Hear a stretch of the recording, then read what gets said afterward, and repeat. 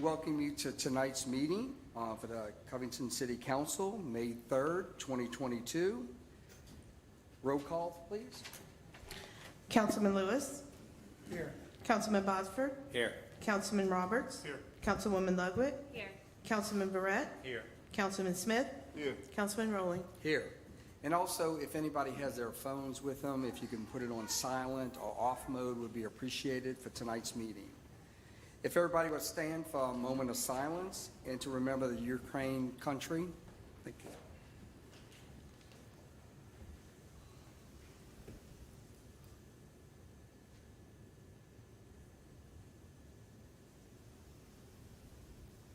Councilman at Large Rick Smith, would you lead us in the pledge, please? I pledge allegiance to the flag of the United States of America and to the republic for which it stands, one nation, under God, indivisible, with liberty and justice for all. Thank you. Okay, we're going to move on. We have a recognition of a retirement in the house tonight. Mr. Jimmy Kuhn, the Public Works Street Supervisor. Is Mr. Kuhn here? There he is.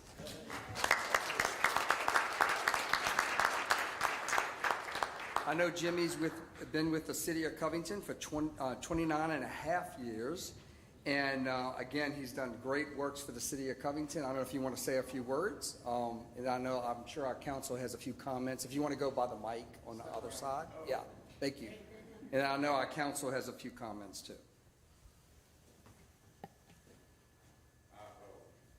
I just want to say thank y'all. I appreciate everything y'all done for me.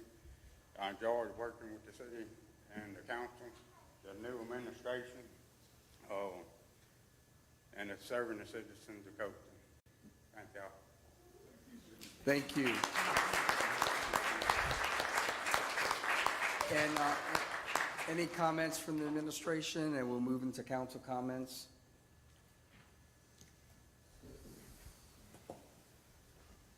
I'd just like to say that on behalf of the administration that we miss Jimmy.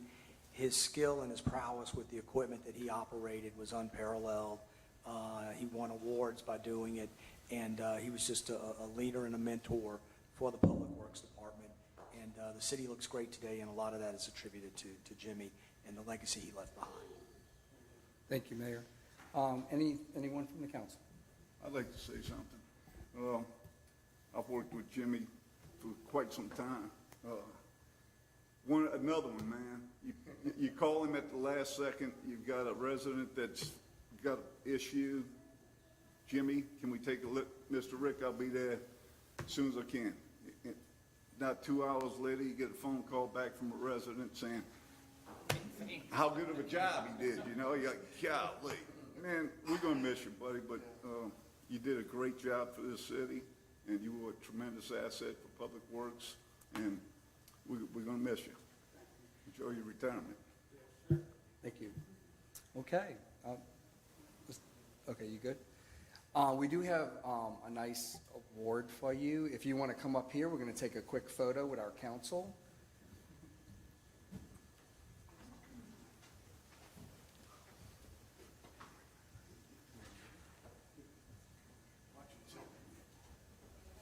And I'll read it out. It says, presented to Jimmy Kuhn in recognition of the 29 and a half years of service and appreciation for your dedication to the City of Covington, 2022. There you go.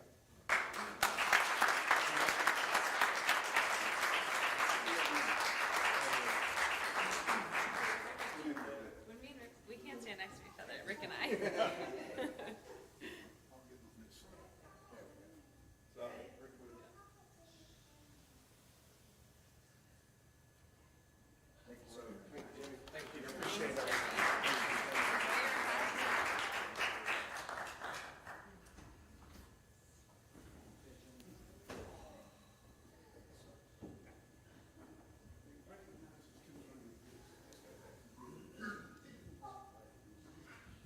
Hey, Jimmy, could we recognize your two grandchildren? They just got back. Jimmy took them. One of the first things he did on his retirement was take his grandkids to Disney World, right? Disneyland, Disney World. And they had a blast, I'm sure. All right, guys. Thank you, sir. We appreciate you.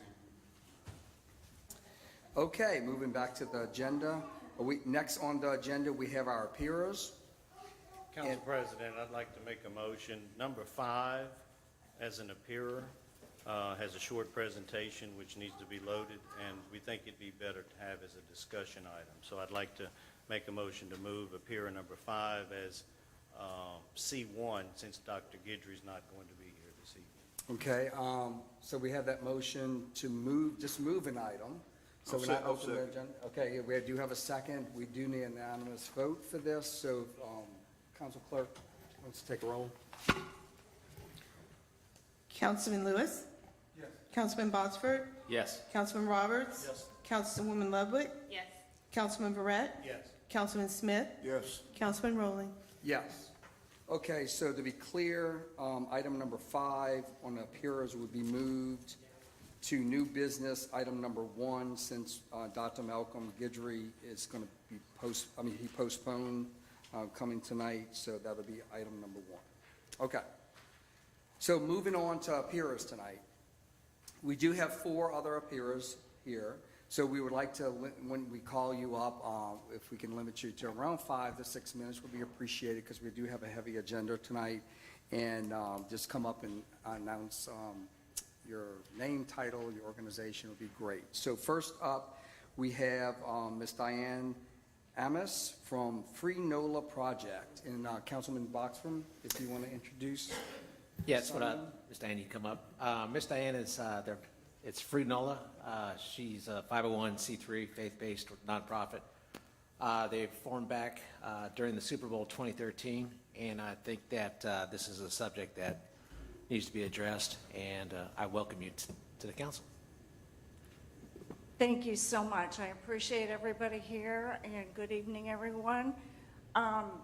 There's a lot of ground to cover, but I have some handouts that you can have, some brochures and cards that'll give you more information, because what we do is a lot, even if I say so myself. I've been doing this kind of work even before Super Bowl. I was doing outreaches and intervention in the French Quarter on Bourbon Street, and it kind of led me into, when the Super Bowl came, there were a lot of things happening with human sex trafficking, and a lot of different organizations address sex trafficking, but they do it internationally. People don't realize that there's such an issue here domestically. You don't have to go overseas to find out that there's an issue. Our Gulf Coast region is one of the highest trafficked areas in the United States. And all you have to do is look at the statistics to see that this is an ongoing issue. And the governor has, appointed lots of committees and lots of subcommittees to address the problem, enact other laws. But we actually, our lives intersect, of myself and the volunteers, with potential victims. So what does that really mean? It means that we do go to places where we'd likely find a victim, which would be the strip clubs, massage parlors, the motels. Those are 3 of the highest trafficked venues in our particular area or the United States. So we want to go and be available for them. We work very closely with law enforcement. As a matter of fact, I taught or gave a presentation yesterday to Chief Michael Farrell and their law enforcement agents from around the state. And out of that, of course, I will be speaking and presenting to a number of other organizations around the state, because there's not a lot of them that do what we do. We have a few restoration homes in the state, but not enough. There's nobody that I know of except a couple of churches that do some outreaches. The outreaches that we do them monthly. We don't just do them in the French Quarter on Bourbon Street. We go out to New Orleans East, and you'd be surprised the number of streetwalkers that we encounter all the time. Now, this shouldn't be. We should have provision for these women to be able to get off the street.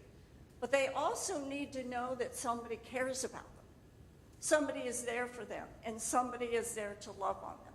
So we bring them free gifts, and what we do is we go into the clubs and we speak to them in their dressing rooms, and we love on them. There's no condemnation, no judgment, but they know that there's a contact information card in the package we give them so that they can call somebody if they want to get out. They know we're not law enforcement, although I work very closely with law enforcement, and so they know that there's an opportunity for somebody to come alongside of them. Wouldn't that be great if there were more organizations that do this? More churches that would step up and be available for these men and women who are trapped in the sex industry. We also spoke at Baton Rouge about the prostitution bill. That was a potential to be passed. That would have been the biggest mistake we could have ever had, to have a casino and the prostitution bill all at the same time. The I-10 is a human trafficking superhighway. It's been termed that by the governor, and so we want to make sure that we're touching all the areas in the Gulf Coast region to be able to not only identify victims, but help in the rescue of missing children and bring some restoration to these kids and these women. Because if we don't do it, who's going to? Who's going to be available for them? We can't just toss them aside and say they don't matter, because they do matter to all of us. So this is a great venue for me. If anybody has a business and they want me to come and speak to them for about human trafficking, like I said, I'm available.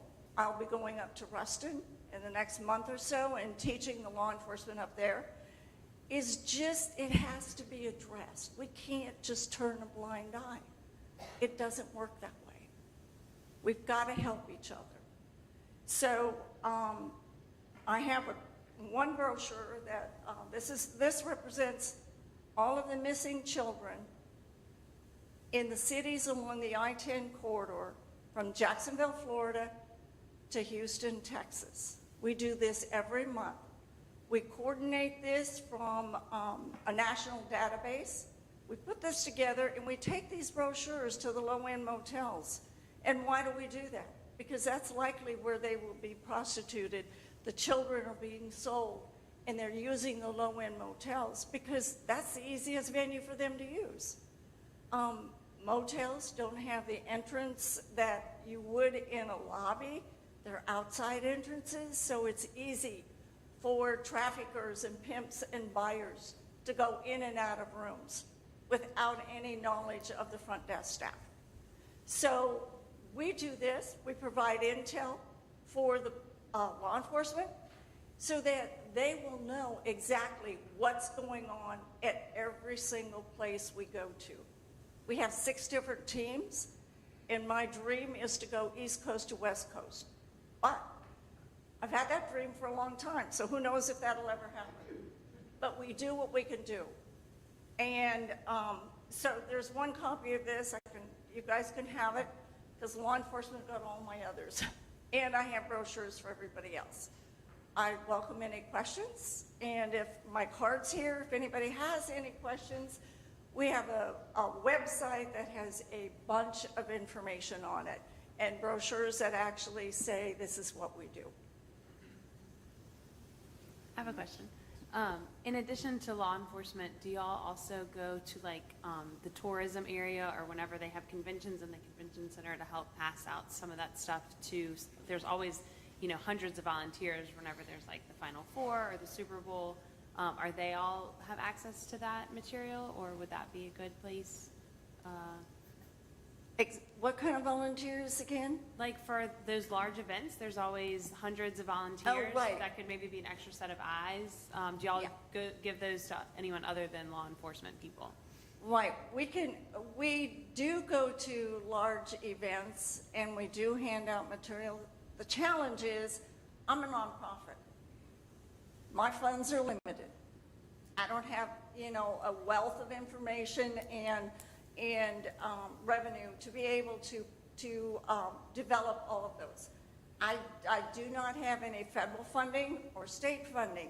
Everything we do as our donors desire us to do, which is we print up the material we have, and we don't have an opportunity to print up enough material to get to these venues to hand the information out. That would be great, and I would love to do that, but unless I had more funding, that wouldn't be a possibility. If you don't, so I would just recommend, because for the people at home or any playback, give us your contact information on the website so that anybody who watches this in the future can still hear it. So what's your website? Okay, yes, absolutely. My name again is Diane Amos. My website is freenola.org, and we do have a Facebook page. Today happens to be Give NOLA Day. So it's a day when everybody is all the nonprofits are trying to get recognized and get donations. That's what everybody is doing. So we do have a large event that we do every year, which is our gala, and that's our fundraiser for the year. We do not, like I said, accept any federal or state dollars because we're faith-based. We want to be able to minister how we want to minister. We don't want somebody limiting what we can do or what we can say. Thank you. Perfect. Anyone else?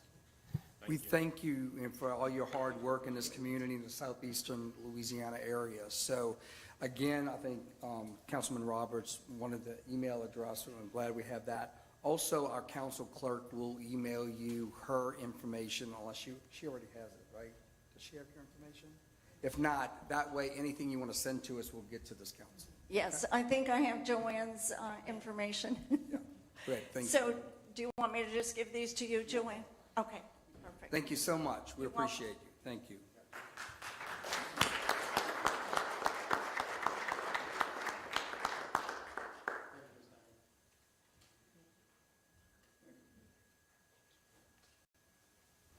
Okay, moving on.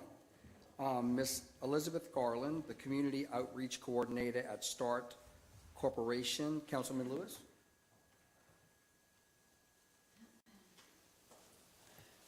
Hey, thank you guys. I met Miss Garland a while back, and immediately when we met, we were doing, I guess you would say, rescue work for Hurricane Ida, and she chimed right in, got her hands dirty, and then she went home, came back the next day with a few more volunteers, and we continued to work.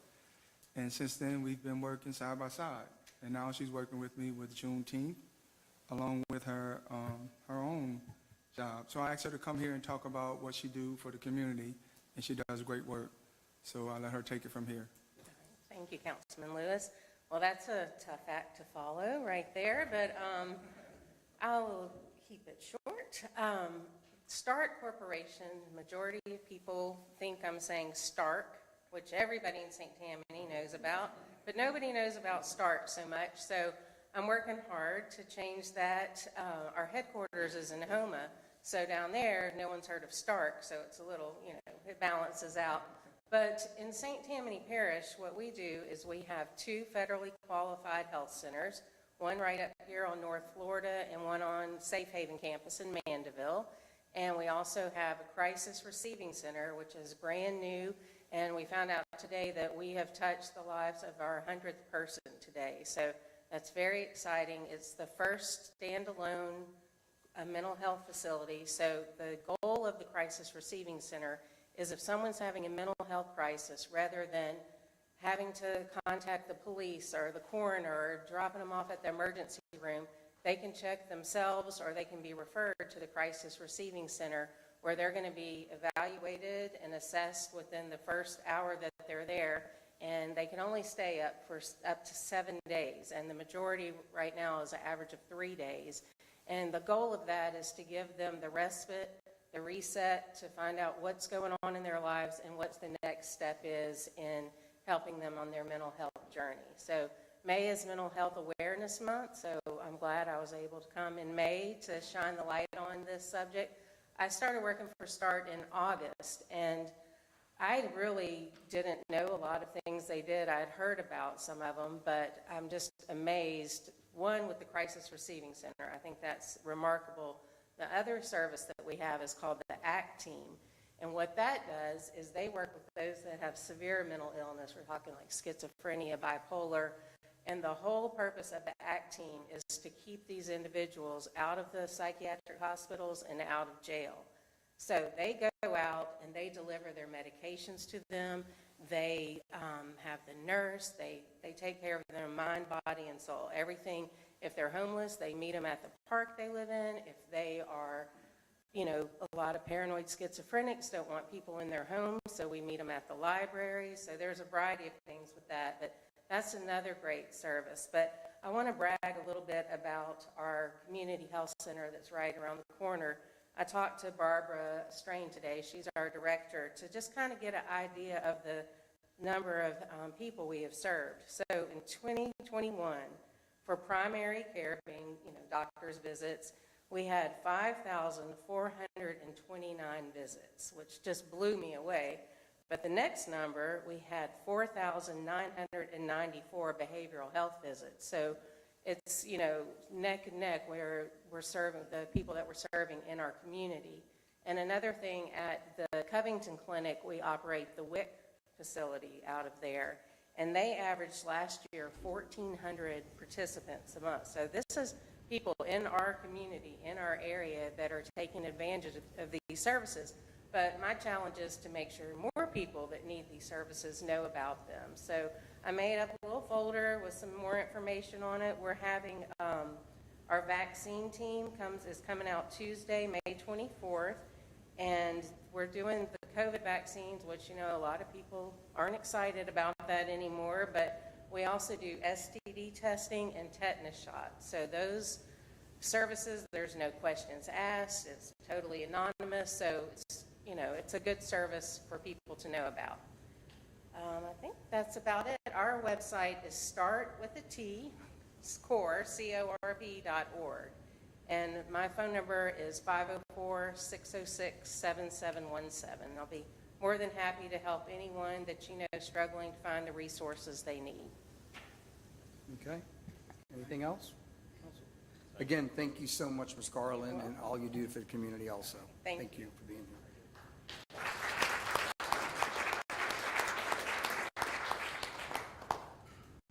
Okay. Our next up here is Ms. Kim Bigler, founder of James Samaritan. And I would have to say Kim is a great executive director of this organization. If you don't know about it, Kim's going to get ready to tell you about it. She has so much passion and love for this organization. And I'm proud to say I'm a board member of this organization, and it's a great organization. So there you go. Thank you. Thanks for being here. Thanks for having me. Hi, my name is Kim Bigler. I am the ED for James Samaritan. We are a 501c3 nonprofit that serves kids in foster care, specifically those who are aging out of the foster care system, not only in St. Tammany Parish, but the Florida parishes. We started actually in the back of St. John's Coffee Shop. We were in a little, I think, somebody's utility closet for about a year and a half, 2 years, with very astronomical rent we were paying for that space. And we started because we found out that kids who were coming into our foster care system was just coming in with the clothes on their backs. And so I said, look, I've got no other skills other than being a loudmouth, so how could I use that to get these things that these kids need?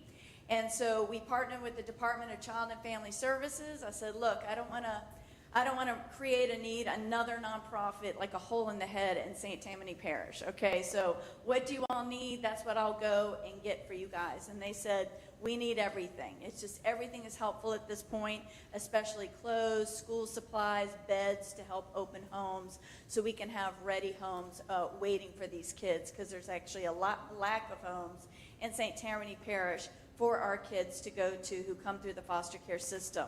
So to make that easier on everybody and to start recruiting better foster families, safe foster families, more foster families, A lot of people would want to open their home. They just didn't have all the resources that they needed for a home inspection to pass or to even provide for the extra care for these kids, because every foster parent gets a small stipend, but it's never enough.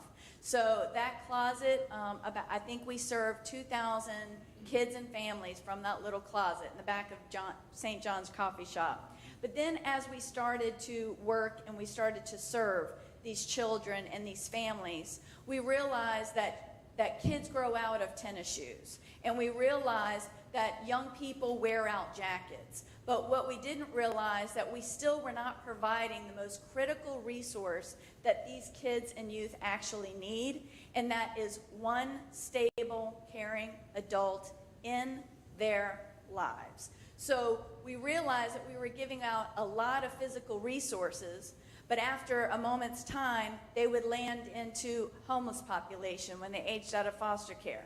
They were landing in our trafficked population, yes, in our own backyard in St. Tammany Parish. And they were landing into our incarcerated population.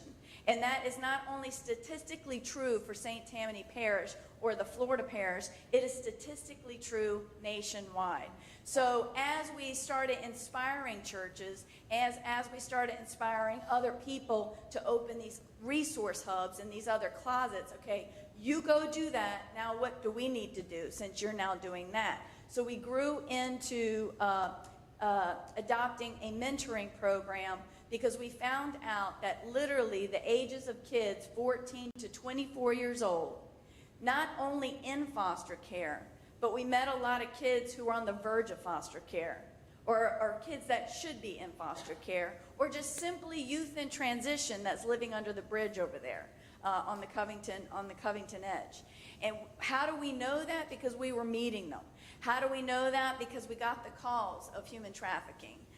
In a very strange, indirect way. We were getting those calls from youth because they did not trust an adult, but they trusted us because we gave them a jacket at one point.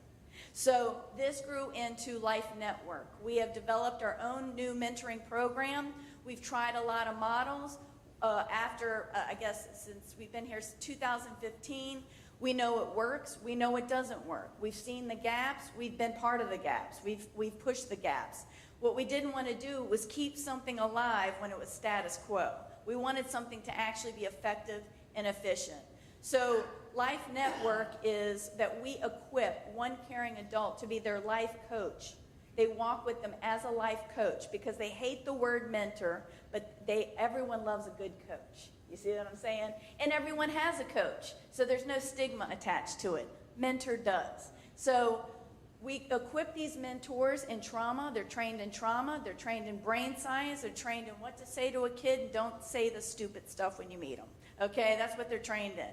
They're also trained in trafficking, how to recognize the signs of it, because a lot of kids, again, that we have served have ended up disclosing to us that they have been trafficked or were trafficked. And so what do we do with that? We also realized that it was not enough just to walk with them 1 hour once a week for 1 year, which is what mentors do. We needed to bring in the universe of nonprofits and programs that were offered to these kids throughout our region to them in a more effective and efficient way. And so we create life groups that are like 3 or 4 individuals that you may not have time to be the coach, you may not have time to walk with the youth, but you might have time to be able to go bring a child at some point, or the youth 14 to 24, to an equine therapy or to a life skills class. You may give them a ride. You may give them a job. You may bring them to a job site. You may bring them on a campus tour, because life coaches can't do everything. So another on-ramp for volunteerism is sometimes we just need a lifeline. We need that $350 deposit to get them into a safe living condition once they're tossed out on their keister after leaving the system. Sometimes I just need you to give me a deposit money. I don't need to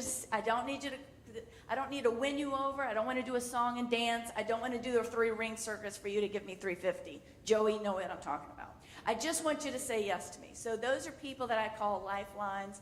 So I need lifelines. We need life coaches to walk with the youth, and we need life groups to surround the youth.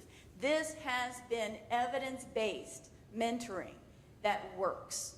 There's 3 levels of care going on here, and all the needs are met. So what we do is that now we go and recruit partners like the equine therapy, the life skills.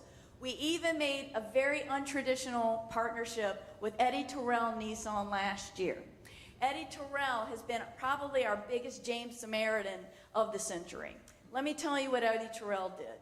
So after I inspired him at a breakfast last year, I said, one of my biggest issues other than housing, because she brought up housing, we need more housing. For goodness sakes, we need more housing. But what can we do that's not housing, but it's like their number 2, transportation, every single time. We would help these kids go to school, get to Southeastern. We would help these kids go into a campus of the technical college. We would help these kids get jobs. They never could sustain it because they couldn't get there. And so what we did was started a Gift to Lift program with Eddie Terrell's help and some great volunteers, Kathleen and Rick Gary. They're our program coordinators. And what Eddie Terrell did is he said he would donate 1 car a month to our children. And guess what? He's come through. We've given 8 cars to 8 youth who would not have sustained a job or education because of that car. We've also surrounded them with people who give them car education training. And guess what? They have to put skin in the game. So they have to make the money. They have to show, they have to earn the money somehow to do that title transfer. And let me tell you, there is no prouder moment for this girl doing it this long to see someone like a child who has never, ever, ever had the power in his hands put down some money at the title place. And he started to cry. He said, I know, if I had to part with that money, I would cry too. He goes, I'm not crying because I have to part with the money. I'm crying because I can pay for it. That's what we're here to do. It's about not so much independence, but interdependence. We've all here because somebody opened the door. We're all here because we had parents, we had friends, we had employers, we had coaches, we had mentors, we had a coworker, we had someone walk with us. And what I don't think we really realize in this community is it is truly possible for someone not to have one of them. One safe, caring, loving adult. So that's what we're hoping to do. I want to invite you personally to the breakfast. You all have invitations up there. For those in the room, I have all my brochures, cards, invitations, and small toys you can play with outside for your enjoyment. But we have a breakfast coming up June 16th, and I'll wrap it up with this, at St. Paul's Briggs Auditorium. And the First Lady Edwards is coming to speak to us because it's all about, there's too much exploitation of our youth that we come up with that we're not identifying. They just opened a human trafficking prevention and resource center under the governor's office. So I would love for the gatekeepers of Covington to actually be there. We also have a bishop that is coming to speak with them for us from Possum Trot, Texas. Him and his church adopted 77 kids. They're in the most poorest community in Texas, and they adopted 77 kids out of the foster care system, hardest to place. So he's there to say, if I can do it, you can do it.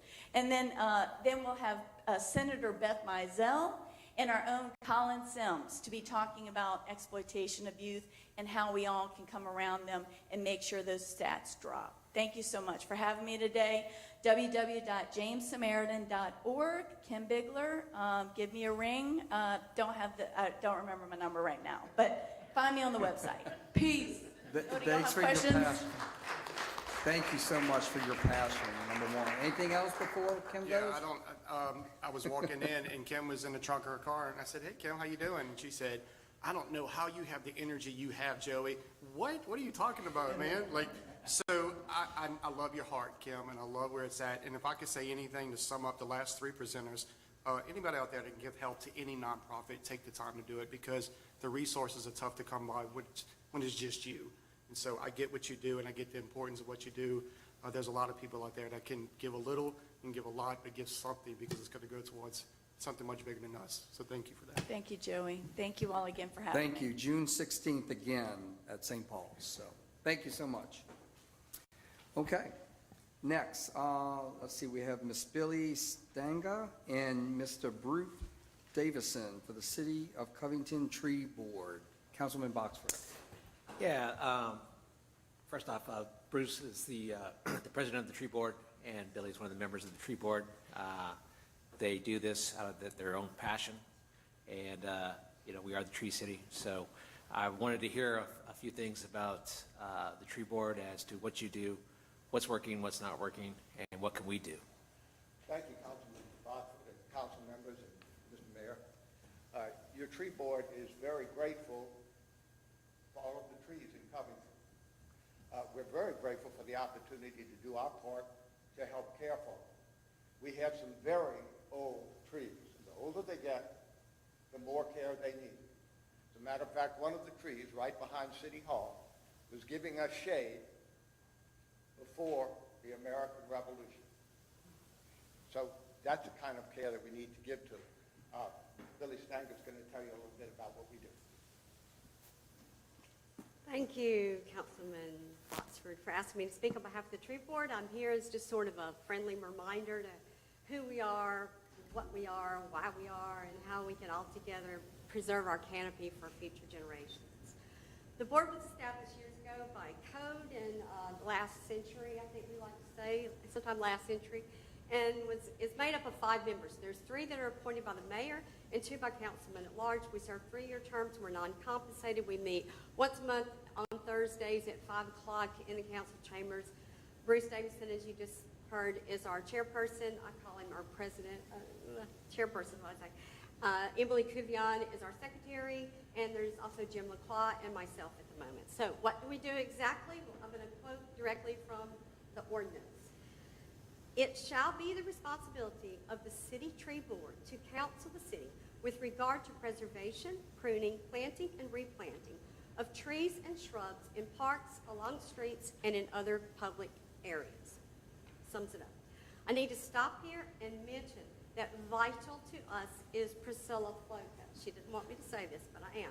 She serves as the liaison between the city and the board. As the executive chair of Keep Covington Beautiful, she keeps the tree board informed as to what's going on with public works, with trees in our parks, our recreation areas, our cemeteries, along our streets, our roads, our byways, whatever that's in the city, that's on public land. And as you know already, Keep Covington Beautiful, you probably know it began back in the 90s. It's an affiliate of the Keep America Beautiful campaign, if you know anything about that. It is in direct partnership with the city. In the 4 years that I've served on the tree board, we've also done things like we've helped clarify ordinances, wording on ordinances and tree permits. We've personally inventoried all the Class B trees around downtown Covington. The Class B trees are the smaller trees like our crepe myrtles and our Bradford pears and that sort of thing. We've met to make decisions regarding which live oaks around the city need maintenance. Most recently, we're discussing what trees to plant along Gibson Street where the sidewalk project has been. I'm sure that if you guys have all been stuck in traffic, like I know all of us have been stuck in traffic coming into town, you know, you get right by that bridge and there's this little sign, I don't know if you've noticed or not, that says Tree City USA. Well, that sign means that Covington meets the criteria that was established by the Arbor Day Foundation. And in doing so, we joined some 3,676 other cities around the nation meeting that criteria. Now, interestingly, there's only 12 such cities in the entire state of Louisiana. We're one of them. Mandeville's one of them. Avita Springs is one of them. But we've been meeting that criteria for 28 years. Therefore, we beat Mandeville by 1 year. I'd like to mention that. As a tree city, one of the requirements is that we have a tree board, an active tree board. Pop quiz. What's the name of the big tree with the big branches that swoop down and have moss? What's that one called? That's the southern live oak. Okay. So the southern live oak, I was going to bring a flag with a picture, but I forgot to bring it. The southern live oak is the quintessential southern tree, right? Wouldn't you say? Now, what's the name of the tree that's the state tree? No. No. It's the bald cypress. That's just part of it. Anyway, but it's the iconic southern live oak that we think of when we think of the South, right? The big, big tree, the big sweeping branches, the moss all over it. Here in Covington, we take special care to try to preserve that tree. Where am I? They grow really slowly. You probably know that already. They're hundreds of years old. They're evergreen. They're beautiful. They're excellent, really excellent hurricane survivors, right? Great for that. The Live Oak Preservation Project, which is another project to keep Covington beautiful, is all about those trees. Quick history lesson, something I learned this week. It's just really fun. I'll be real fast with it.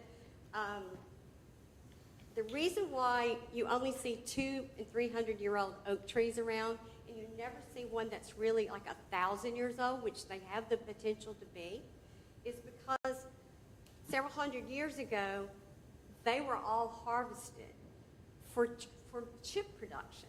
So all along the East Coast, the tall pine trees were used for the chip mass. The other oak trees and hard oaks were used for planking for the chips. And the live oak, because it's got that natural curve in those big branches, guess what that was used for? The very bones of those ships. And it didn't take just one tree. It took hundreds of trees to make one warship for the British Army. That's why you don't see them. They all got chopped down. So, thankfully, steel came along and we're building ships like that for the Navy. So, you might be thinking, all right, there's a whole bunch of live oaks all over Covington. How on earth can we possibly keep up with all them? How many do we have? Well, the good news is we're about to have an inventory conducted. Keep Covington Beautiful, again, has entered into an agreement with the Planet, Geo, which is a tree plotter application. And as early as next summer, or as early as this summer, you might see a team of people that are out inventorying our trees. They're going to be taking measurements and deciding what age there are. It's the purpose of that is going to be so that we'll know not only what's the oldest just for fun, but we're going to be able to know which trees have we already done work on, which trees do we need to do work on for the future, because I'm not always going to be on the tree board. We need to keep records of this going forward. As I mentioned, what the oldest tree was, Bruce, who you just met, he's got this great idea to do a little competition among homeowners who's got the oldest tree. So we think that might be fun to get everyone out to measure their own trees in their yard and what they are. Anyway, I could bore you for a very long time about tree facts. I know you already know a lot. You're way smarter than that. You know they filter our air. You know they cool our air. You know they absorb water. They help with flooding. They provide habitat for birds and insects. You know all of that. But we really have to protect them. We really do. We can't just let them all be chopped down because it takes hundreds of years for some of them to grow. It's said that the very best time to plant a tree was 20 years ago. Well, clearly we can't go back in time. All we can do is go forward and do what we can to protect our trees. Thank you. I do have one quick question. Does the tree board set up any type of seminars or anything for the public to attend about their trees? Because I know I have 2 live oaks. They're beautiful. I don't know how to really maintenance them, or keep them up, basically. Is there something? The board itself, I don't think has, but in association with Arbor Day, Priscilla, haven't we done that before?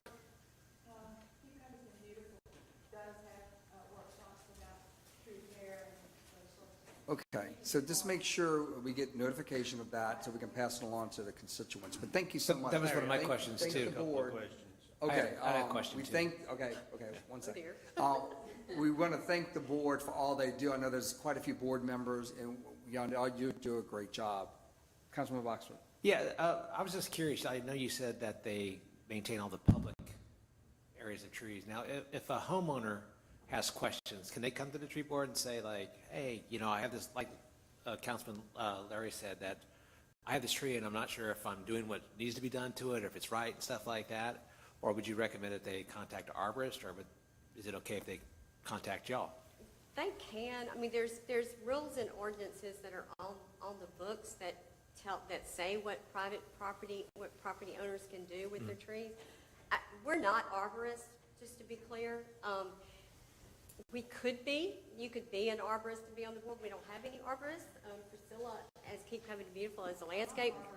She's not an arborist, she's a landscape architect, but they could start with us, and I'm very more than willing to get information. I get loads of information directly from the LSU Ag Center. That's my favorite source.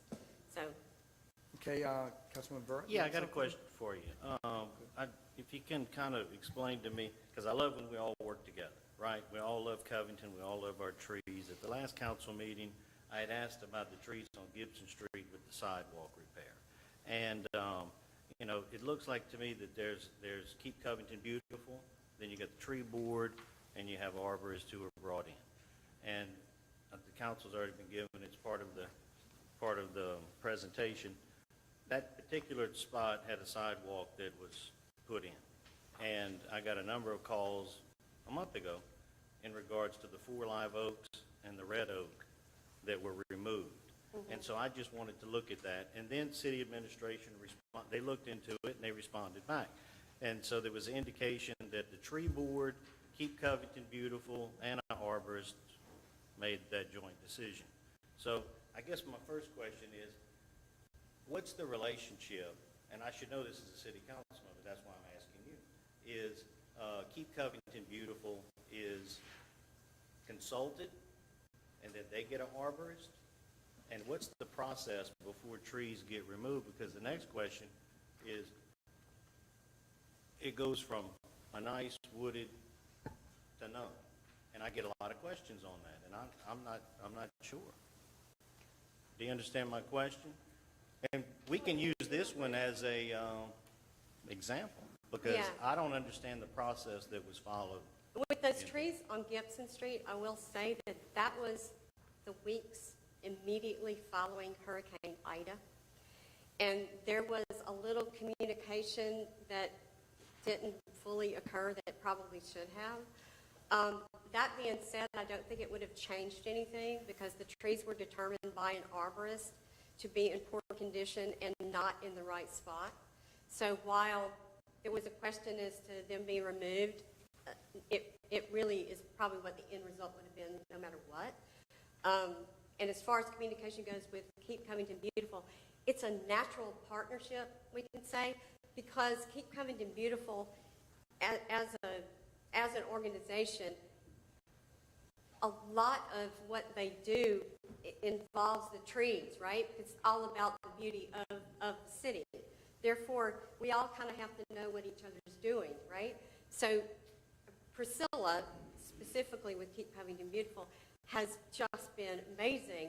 She talks to City Works, she talks to the city engineer, and keeps everybody abreast of what's normally going on. That was a very unique situation. Again, it was weeks after Ida. So let me rephrase it. How should it work? What's the process as a city councilman when somebody calls me and says, Councilman, I don't understand how 4 live oaks and a red oak disappear overnight? And I say, well, I'm sure we're doing what we need to be doing, right? So what is the process, and was it followed here? Despite the fact that there are a lot of moving parts in that particular project, in departments that gave a lot of thought to making that decision, the ball was dropped when we failed to reach out to the homeowners that live across the street, not to mention the people that had donated those trees over 30 years ago. And we could have done a much better job of doing that. But we are involved whenever the city comes to us, as they've just done recently. They're getting ready to do some more sidewalk work, and there's some trees in the way. Do we recommend that they pull them up or work around them? So we are coordinating closely. And if you have any residents that have specific questions about something that's about to be done, reach out to us. I'll be glad to run with it and take notes and consult with the city to make sure we can at least give an informed set of information with regard to what's going to happen. So I would take it that these trees did not go before the tree board. They did. They did go before the tree board, and everyone agreed that because of the work that had to be done for the sidewalk and the fact that those trees had been planted 30 years ago before a sidewalk was even contemplated, they no longer would fit. Once we put down the sidewalk, they were going to die. So it was one of those unfortunate things where some well-meaning residents Right. donated those trees. In hindsight, maybe they could have gone somewhere else. Yeah. But the city council, the mayor, and all of the engineering departments involved, as well as us, care very much about every tree that either stays or goes or is decided that it needs to be replaced. So with these being no longer there, is there mitigation that needs to take place in We're in the regards to process those of trees? discussing and working up the best options for that space based on the fact that it's not very big, but yes, it's our intent to have something there. We're working on that right now. Thank you. Look, we all love our trees. That's part of being a city councilman. When I get calls, I just need to make sure the process, and I'm not sure what the process is, because I Reach don't out do to us. that. We'll make sure you know. that you do know. But I do think that if an arborist was called and it was looked at, I think that's important. I think that the sidewalk being ADA compliant is important. I get all the moving parts, but I just know that that was coincidentally a month ago. So with you here, let's ask the experts, right? And, you know, it's disheartening for a lot of people. I get more calls. Well, number one, I get more calls on infrastructure, but we'll deal with that later. The biggest thing, trees. Trees, trees, trees. Armed robbery and removal of a tree are big things in code. It's big. Yes. And so I get it, and I appreciate what you do. I just want everybody to be on the same page, and I thought this would be a good example to talk about. There is room, by the way, for more communication.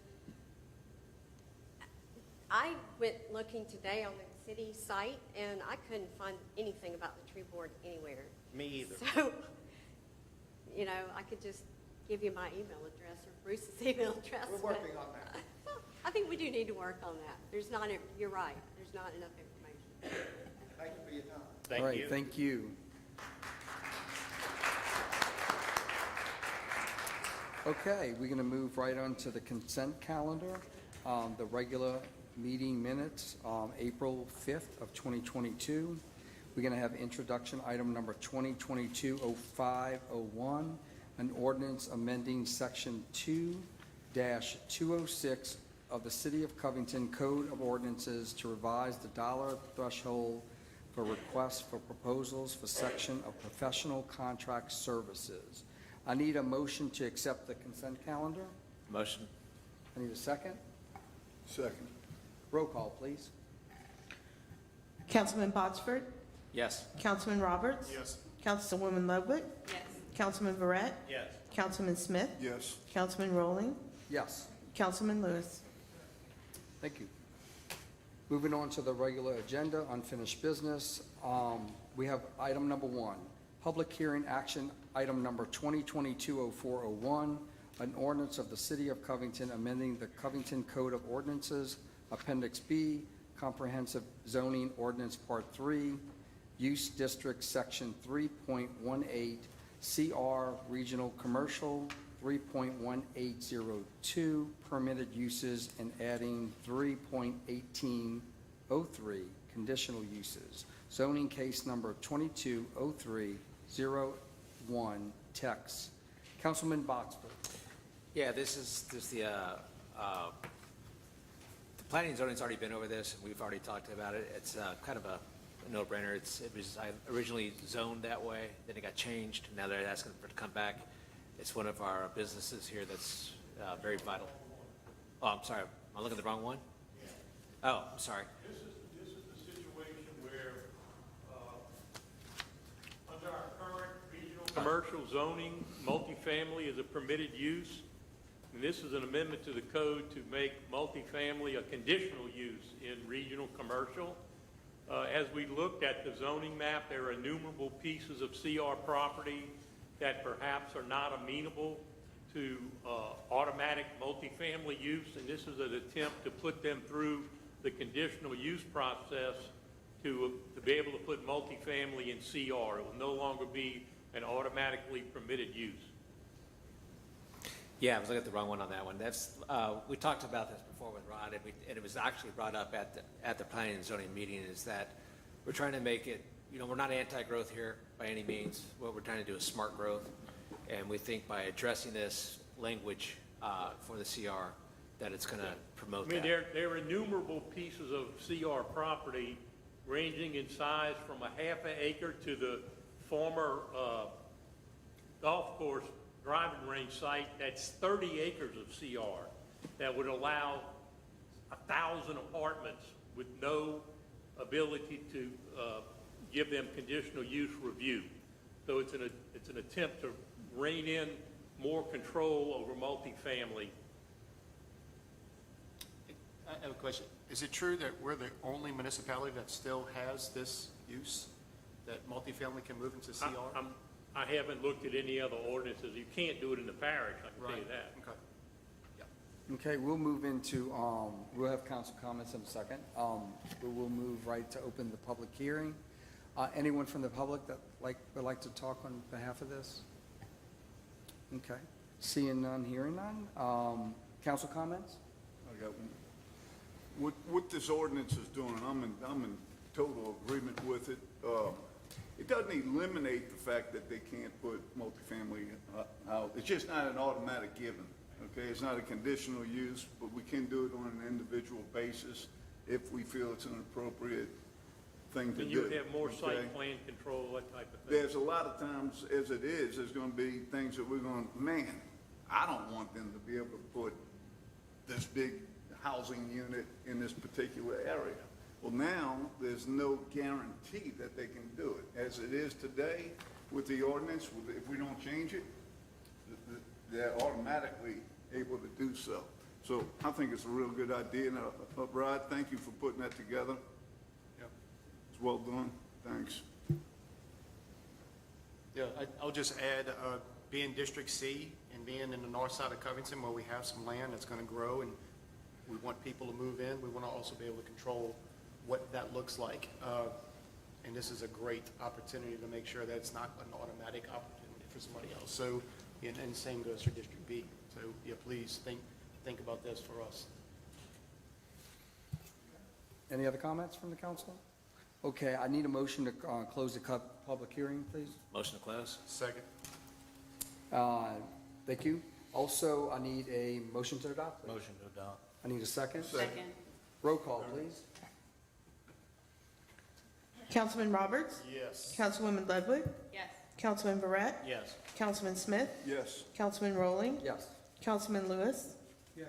Councilman Botsford? Yes. Thank you.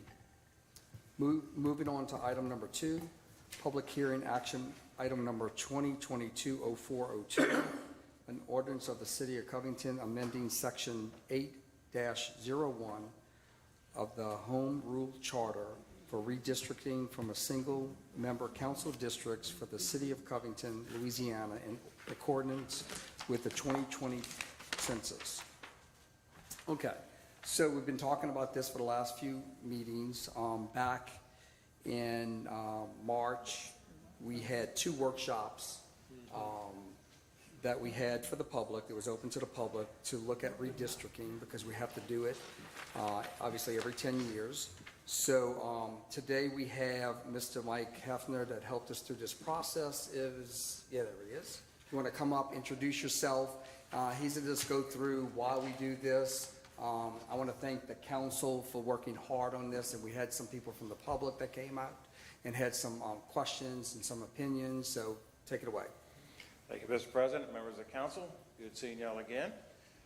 Mike Hefner with Geographic Planning Demographic Services, based out of Lafayette, work statewide, do demographic work all over the state. One of my areas of specialty, though, for the last, well, this will be my 4th census cycle, is doing redistricting at the parish and municipal level. I did yours last time with your 2010 cycle. We had a lot of adjustments to make then because you had a lot of influx of people coming in because of displacement from the hurricanes. And so we were trying to grapple with that.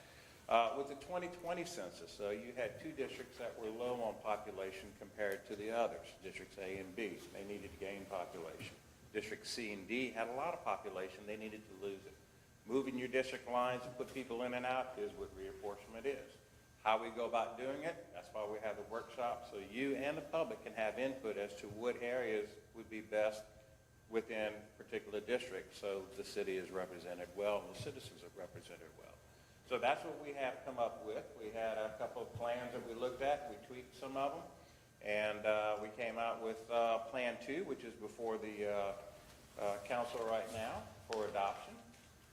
These districts would go into place, you'd start representing them in January of 2023. But we're going to use these districts to qualify in July 21st to the 23rd of this year. The election's November 8th. Those people that are elected at that time start representing new districts. Until then, you continue representing your current. No, it's one more cycle, Yeah. so it would qualify in January, I believe? Oh, in January, okay, all right. You're not on the election, you're not on November 8th one. Yeah. Not that That we is knew of. true. I tell you, 99% of mine have been on the November 8th, and it's been like super stressful. So you just follow your normal election cycle. We just want to make sure we got this done and out of the way. I Yes. appreciate the correction on that. When you've got like 70 some odd projects going on, you're trying to wind them up, it kind of gets a little confusing. But anyway, we made the adjustments. I think the numbers look good. I think the boundaries look good. It's not like Covington has the cleanest municipal boundaries, but it works. So I'm pleased with the way the numbers look. If the council adopts this, then I will put together the files and send it to Secretary of State. They'll take a look at it.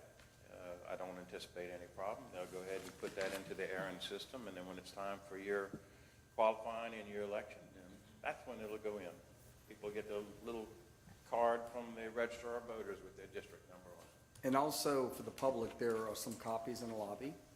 It'll be on the website, I'm sure, soon enough after this is approved for the 2023 year. Well, we're going to go straight to public comments first, and then we'll go to council comments, so hang in there a minute. We can open the public hearing. Anyone from the public that have any comments on this? Seeing none, hearing none, we'll go ahead and close the public hearing. Motion to close? Second, okay. And then council comments? I mean, the process was easy. Like, you did everything. I didn't know what to expect walking into a room. I loved it. So I appreciate the people that did show up to have an opinion and to work everything out. But man, I love the process of what you do. So thank you for doing that. I learned a lot very much. Appreciate it. Councilman Lewis? All of y'all really worked well together, worked well with me, and it really made it a lot of fun to do something that is really important for the city. But I thought it was a very smooth process. and I Absolutely. appreciate Councilman Lewis, you had something? Yeah, I just have one question. You said once you turn it into the Secretary of State, the constituents are notified by like a card or something? Is that how it works? Yeah, they're going to be, after the election changes, like precincts and whatnot get adopted, just about every year you get new cards as voters from the registrar of voters. For example, school boards are going through redistricting. Some people may be reassigned to different districts, so they need to check their card. When the parish government redistricts, you have to check your card, see what district you're going to be in, maybe even what precinct, because they may end up splitting and creating new precincts. So generally about every summer or so, you'll usually get a new voter card. It'll give you all the different jurisdictions that you qualified for. The state, they're just going through all of theirs, so we have congressional and Bessie and public service commissions. That little card's going to have all those districts that you're going to be a voter within. Okay. Councilman Mike, let me Barrett. just say that well, first say that I'm glad it's over 10 years, right? I mean, I don't want to be doing this all the time. But secondly, and it's really first, is why I said first, you were a pleasure to deal with. Your company is the right company to do it. You did this the right way. My colleagues worked very well with each other. Say it one more time for the press that's here, that we worked well together. You did. We worked well together. You worked very well together. But seriously, you made it a lot easier, and I want to thank you for that. Appreciate And the it. No, technology. there was good give and I take. can't imagine doing that by hand back in the day. He has some very fun software, I can say it that way. Couldn't get everybody everything they wanted, but we tried. It's okay, thank you. Sometimes the numbers and geography didn't work. Thank you, sir. Thank you, sir. We appreciate you. Thank you very much. Okay, now, motion to adopt, please. I need a motion. Motion. I need a second. Second. Roll call, please. Councilwoman Ludwig. Yes. Councilman Verret. Yes. Councilman Smith. Yes. Councilman Rowling. Yes. Councilman Lewis. Yes. Councilman Botsford. Yes. Councilman Roberts. Yes. Okay, moving on. Public hearing action item number 2022-0403, an ordinance of the City of Covington amending the official zoning map of the City of Covington, Louisiana to reclassify Lot 10 in Square 31, Conley Addition in the City of Covington, Parish of St. Tammany, State of Louisiana, from RM1, which is 3 and 4 family residential, to CN Neighborhood Commercial. Zoning case number 220301ZC. Councilman Boxford. Okay. You again.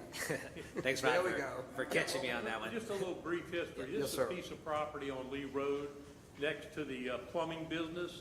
The property was historically zoned CN. Alfred Young bought it to convert it into some type of a outreach center.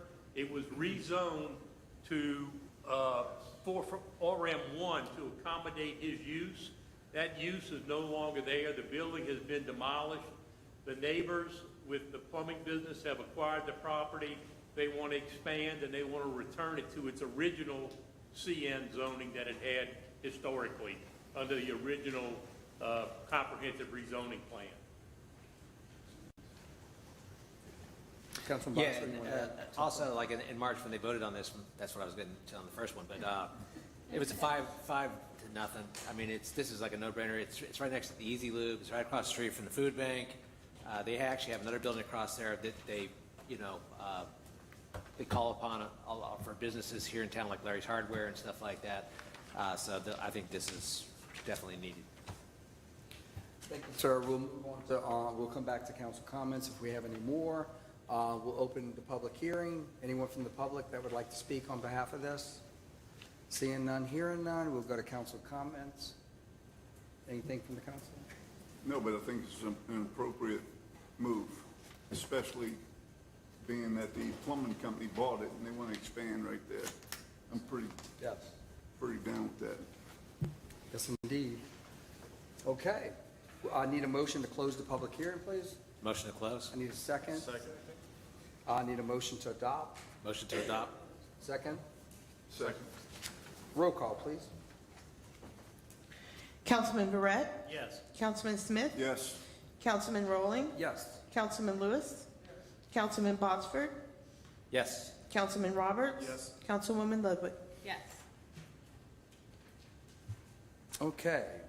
Since Mr. Going to new business, I know Dr. Malcolm Guidry has postponed him coming tonight, so we'll get that back on the agenda when he's ready. But we did move at the beginning of the meeting from the appearers list, number 5, Mr. Roland Gallatin. Councilman Verret, would you like Yes, to talk about that? this concerns a piece of property in Old Covington on South America. I was contacted, actually by Councilman Botsford, who had been contacted by a homeowner, and he had some concerns and wanted to bring it to the city council. And I said, please do. So, Roland, if you want to come up, and I believe you've prepared something from what I can see here. Thank you, Councilman Better.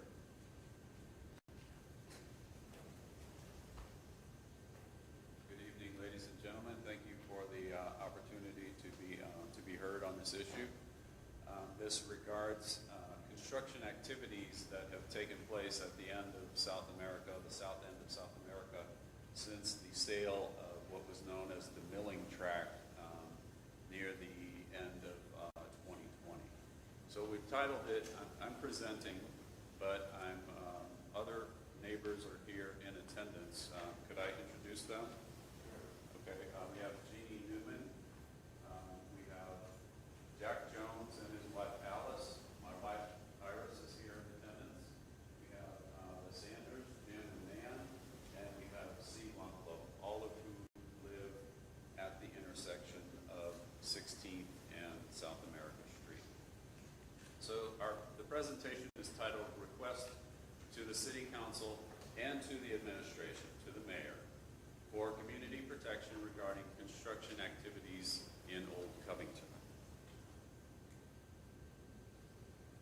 So the tract of land known as the Milling Tract at the south end was purchased in October 2020 by a developer and two associates. When, you know, everyone, it's a very friendly neighborhood. It's a little village. You know, everybody knows what's going on. Someone will say, oh, that house down the street, I heard it went under contract. You know, do you know who's buying it? That sort of thing. So we knew the milling land was for sale, and when we heard a developer was purchasing it, one of the neighbors knew the developer, and so we made inquiries and said, you know, what was the plan? What do you have planned for the property? What are you going to do? We were told that the back is going to be developed, the rear part that's near the Bogafalaya River, where there was a couple of houses. One would be torn down and then rebuilt, but the front of the property was not going to be developed.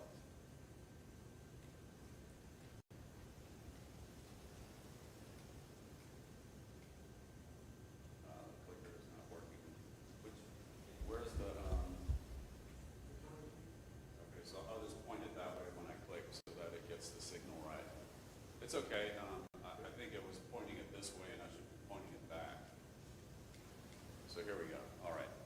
So we're here to ask for help and protection because of some things, because of the activities, things that have happened since the sale of the property. What has happened? Okay. First of all, a variance was obtained by the developer, and it was obtained prior to his ownership of the property. The variance was obtained also without alleging a hardship and without establishing a hardship at the variance hearing, because an audio recording of that hearing is available, and I listened to it, and there was no hardship established. There was also an erroneous diagram presented to the Board of Adjustment in obtaining that variance.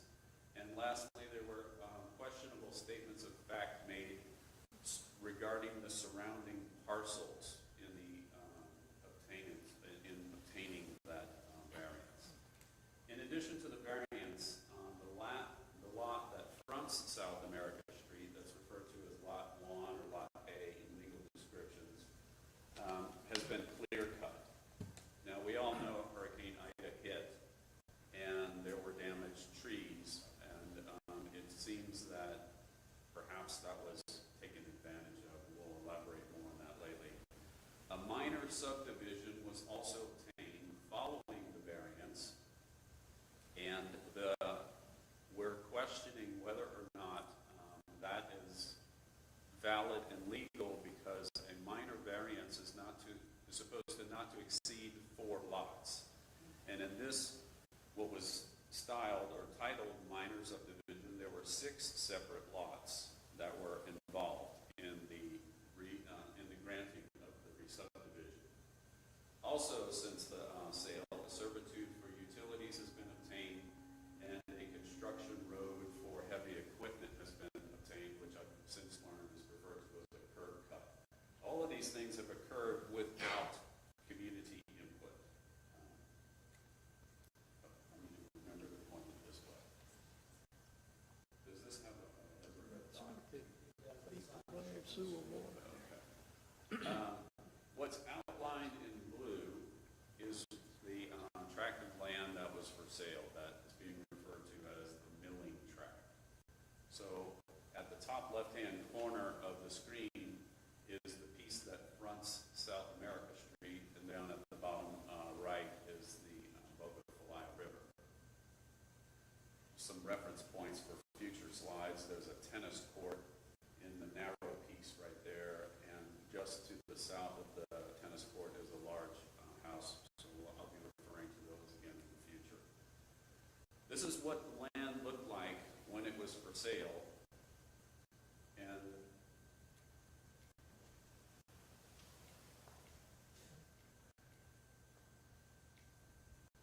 this is what it looks like now. No one in the neighborhood is happy about this. We understand that trees were damaged by Hurricane Ida. We understand that there were emergency circumstances where trees were allowed to be cut. But I know, because I live next door, and a couple of the other neighbors will speak as well. We saw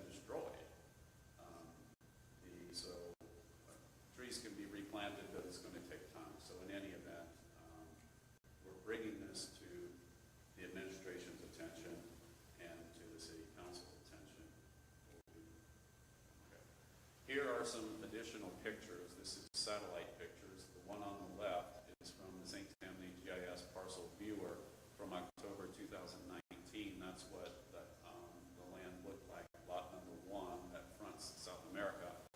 And the one on the right is what it looks like now. And the question, of course, is did Hurricane Ida require this? Did Hurricane Ida literally damage every tree on the entire parcel? And we have learned also that the trees were taken down without permits.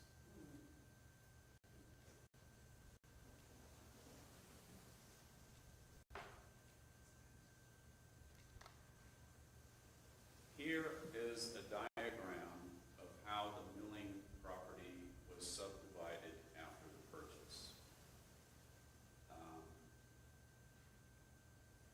And just for, we'll just show this now for reference purposes.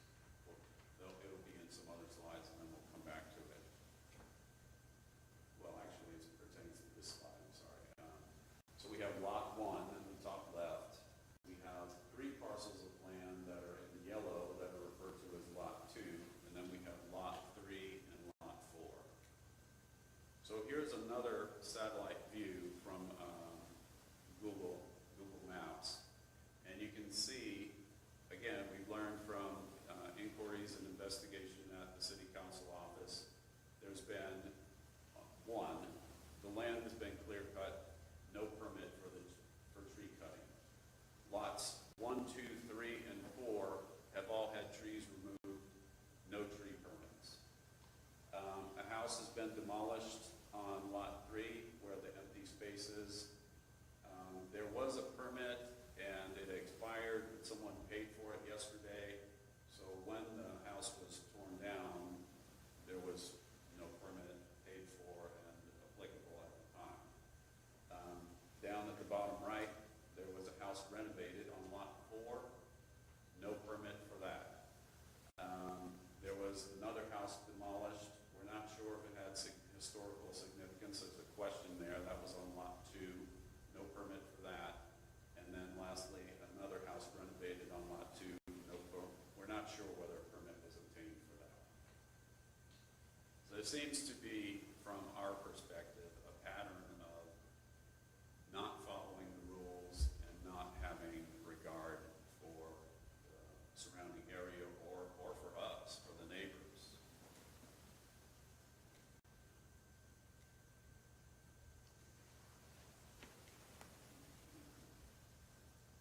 So we have our first general request to the City Council and to the administration.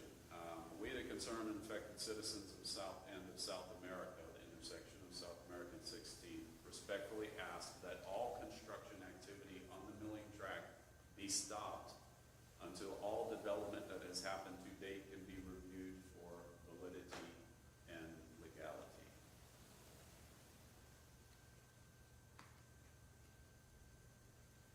So one of the questions we have is, can a non-owner be granted a variance on property they don't own? We have the disposition letter here. This is an excerpt from the disposition letter. And the box with the red dashed lines clearly indicate the developer as the petitioner, but he is not yet the owner of the land. The owners are listed below.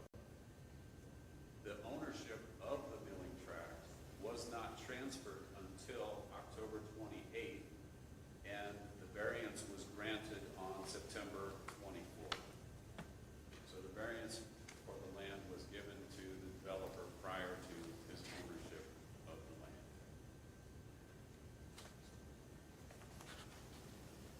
Was there misinformation presented to the Board of Adjustment to obtain the variance? The variance hearing is available on audio file. But as I mentioned before, no hardship was alleged and no hardship was established at the hearing itself. And our question is, were there misrepresentations made regarding a diagram, which we will see next, and then regarding the surrounding parcels? So again, in the box with the red dashed line around it, you can see it states our proposed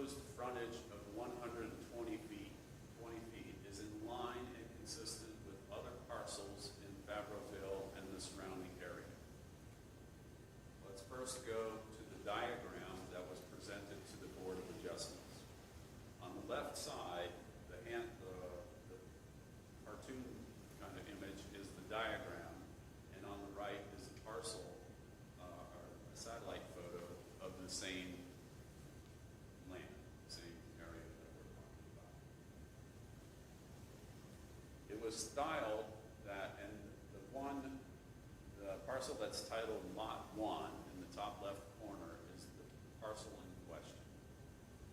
It was stated to the Board of Adjustments that essentially this lot is small, but it's just like the ones all around it.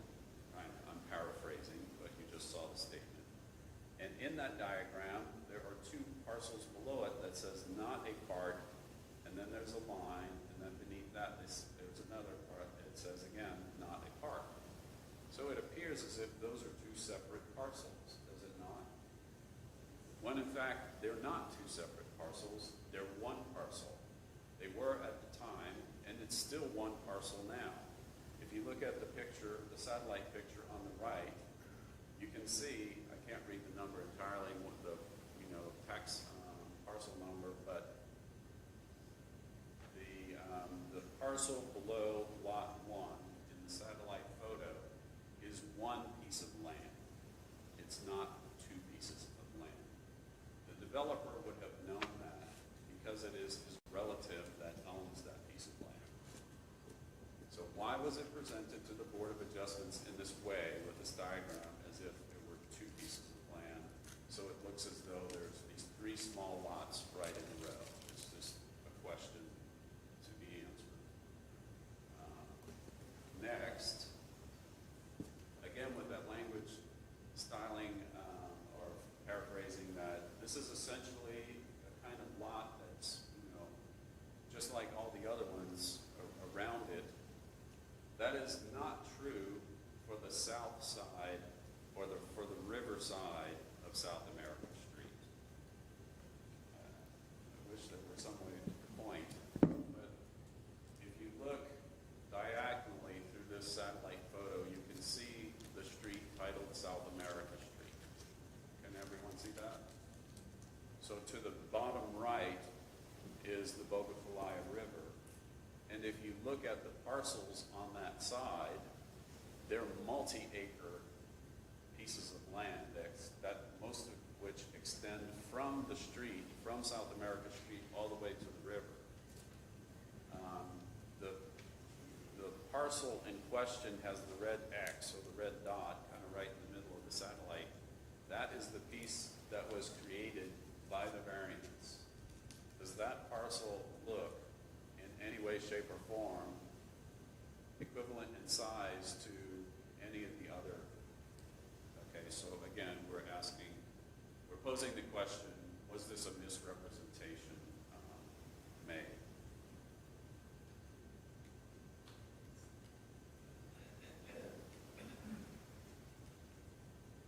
All right.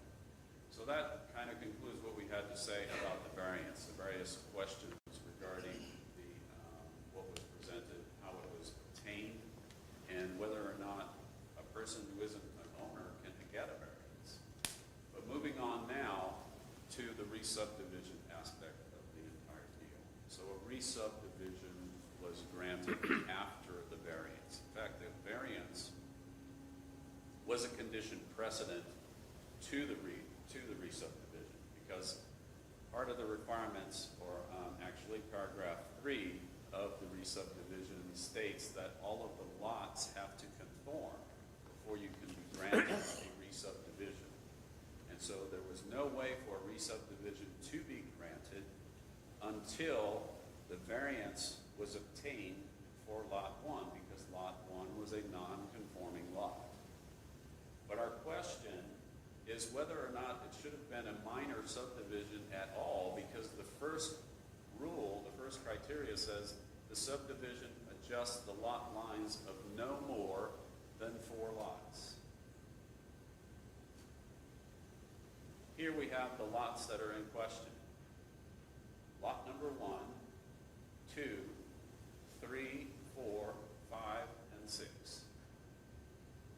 So we're wondering, again, it kind of looks like the diagram is misleading. It's making it look like 4 lots when really it was 6.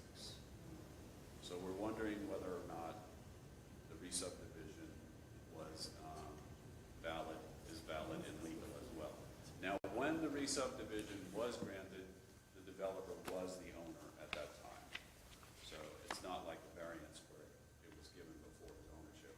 did own the land when the re-subdivision was approved or granted. So here's a picture of what this lot looks like when it rains. This is not after Hurricane Ida.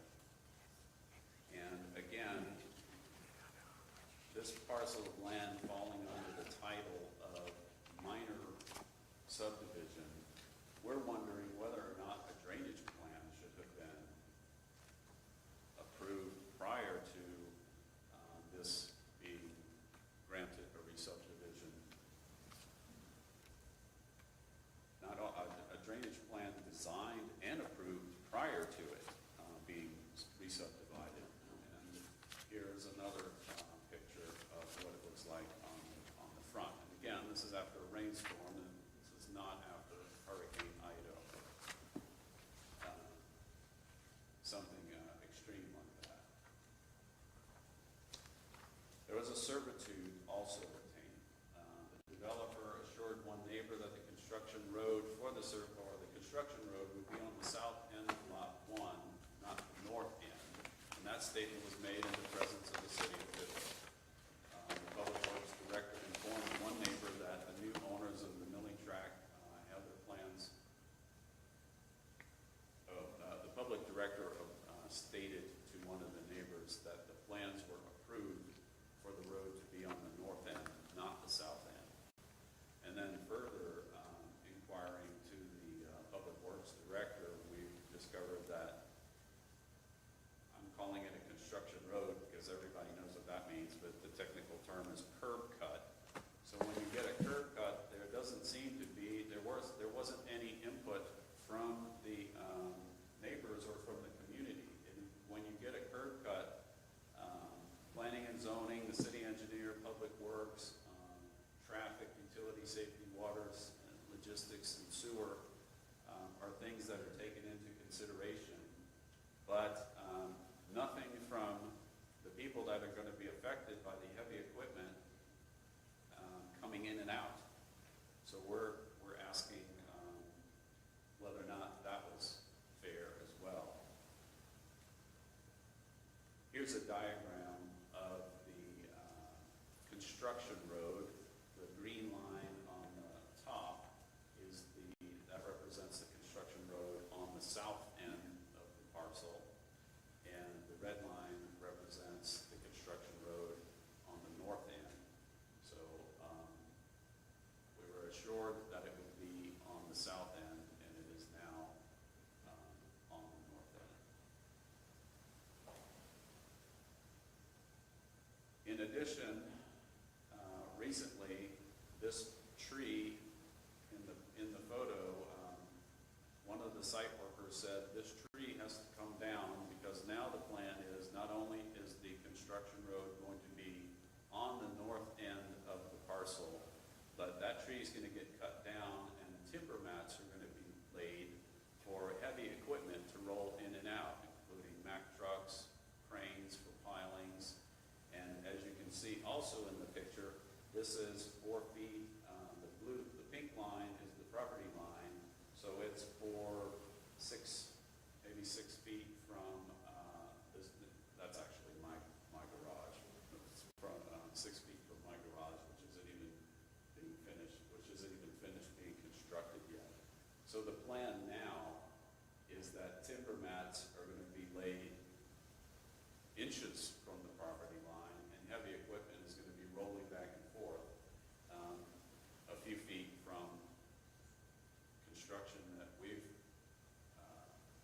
we haven't even finished yet.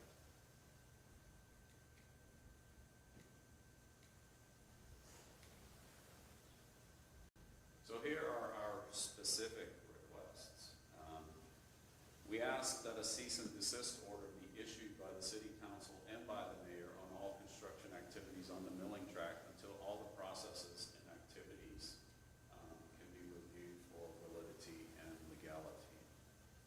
We ask the Board of Adjustments to rescind the variance that was granted and set a new hearing on the issue for Lot 1. We ask that the Planning and Zoning Board rescind the re-subdivision that was granted and set a new hearing on that issue. We ask that any pending building permits that are under review be until all processes and activities are reviewed for legality, for their legality and validity.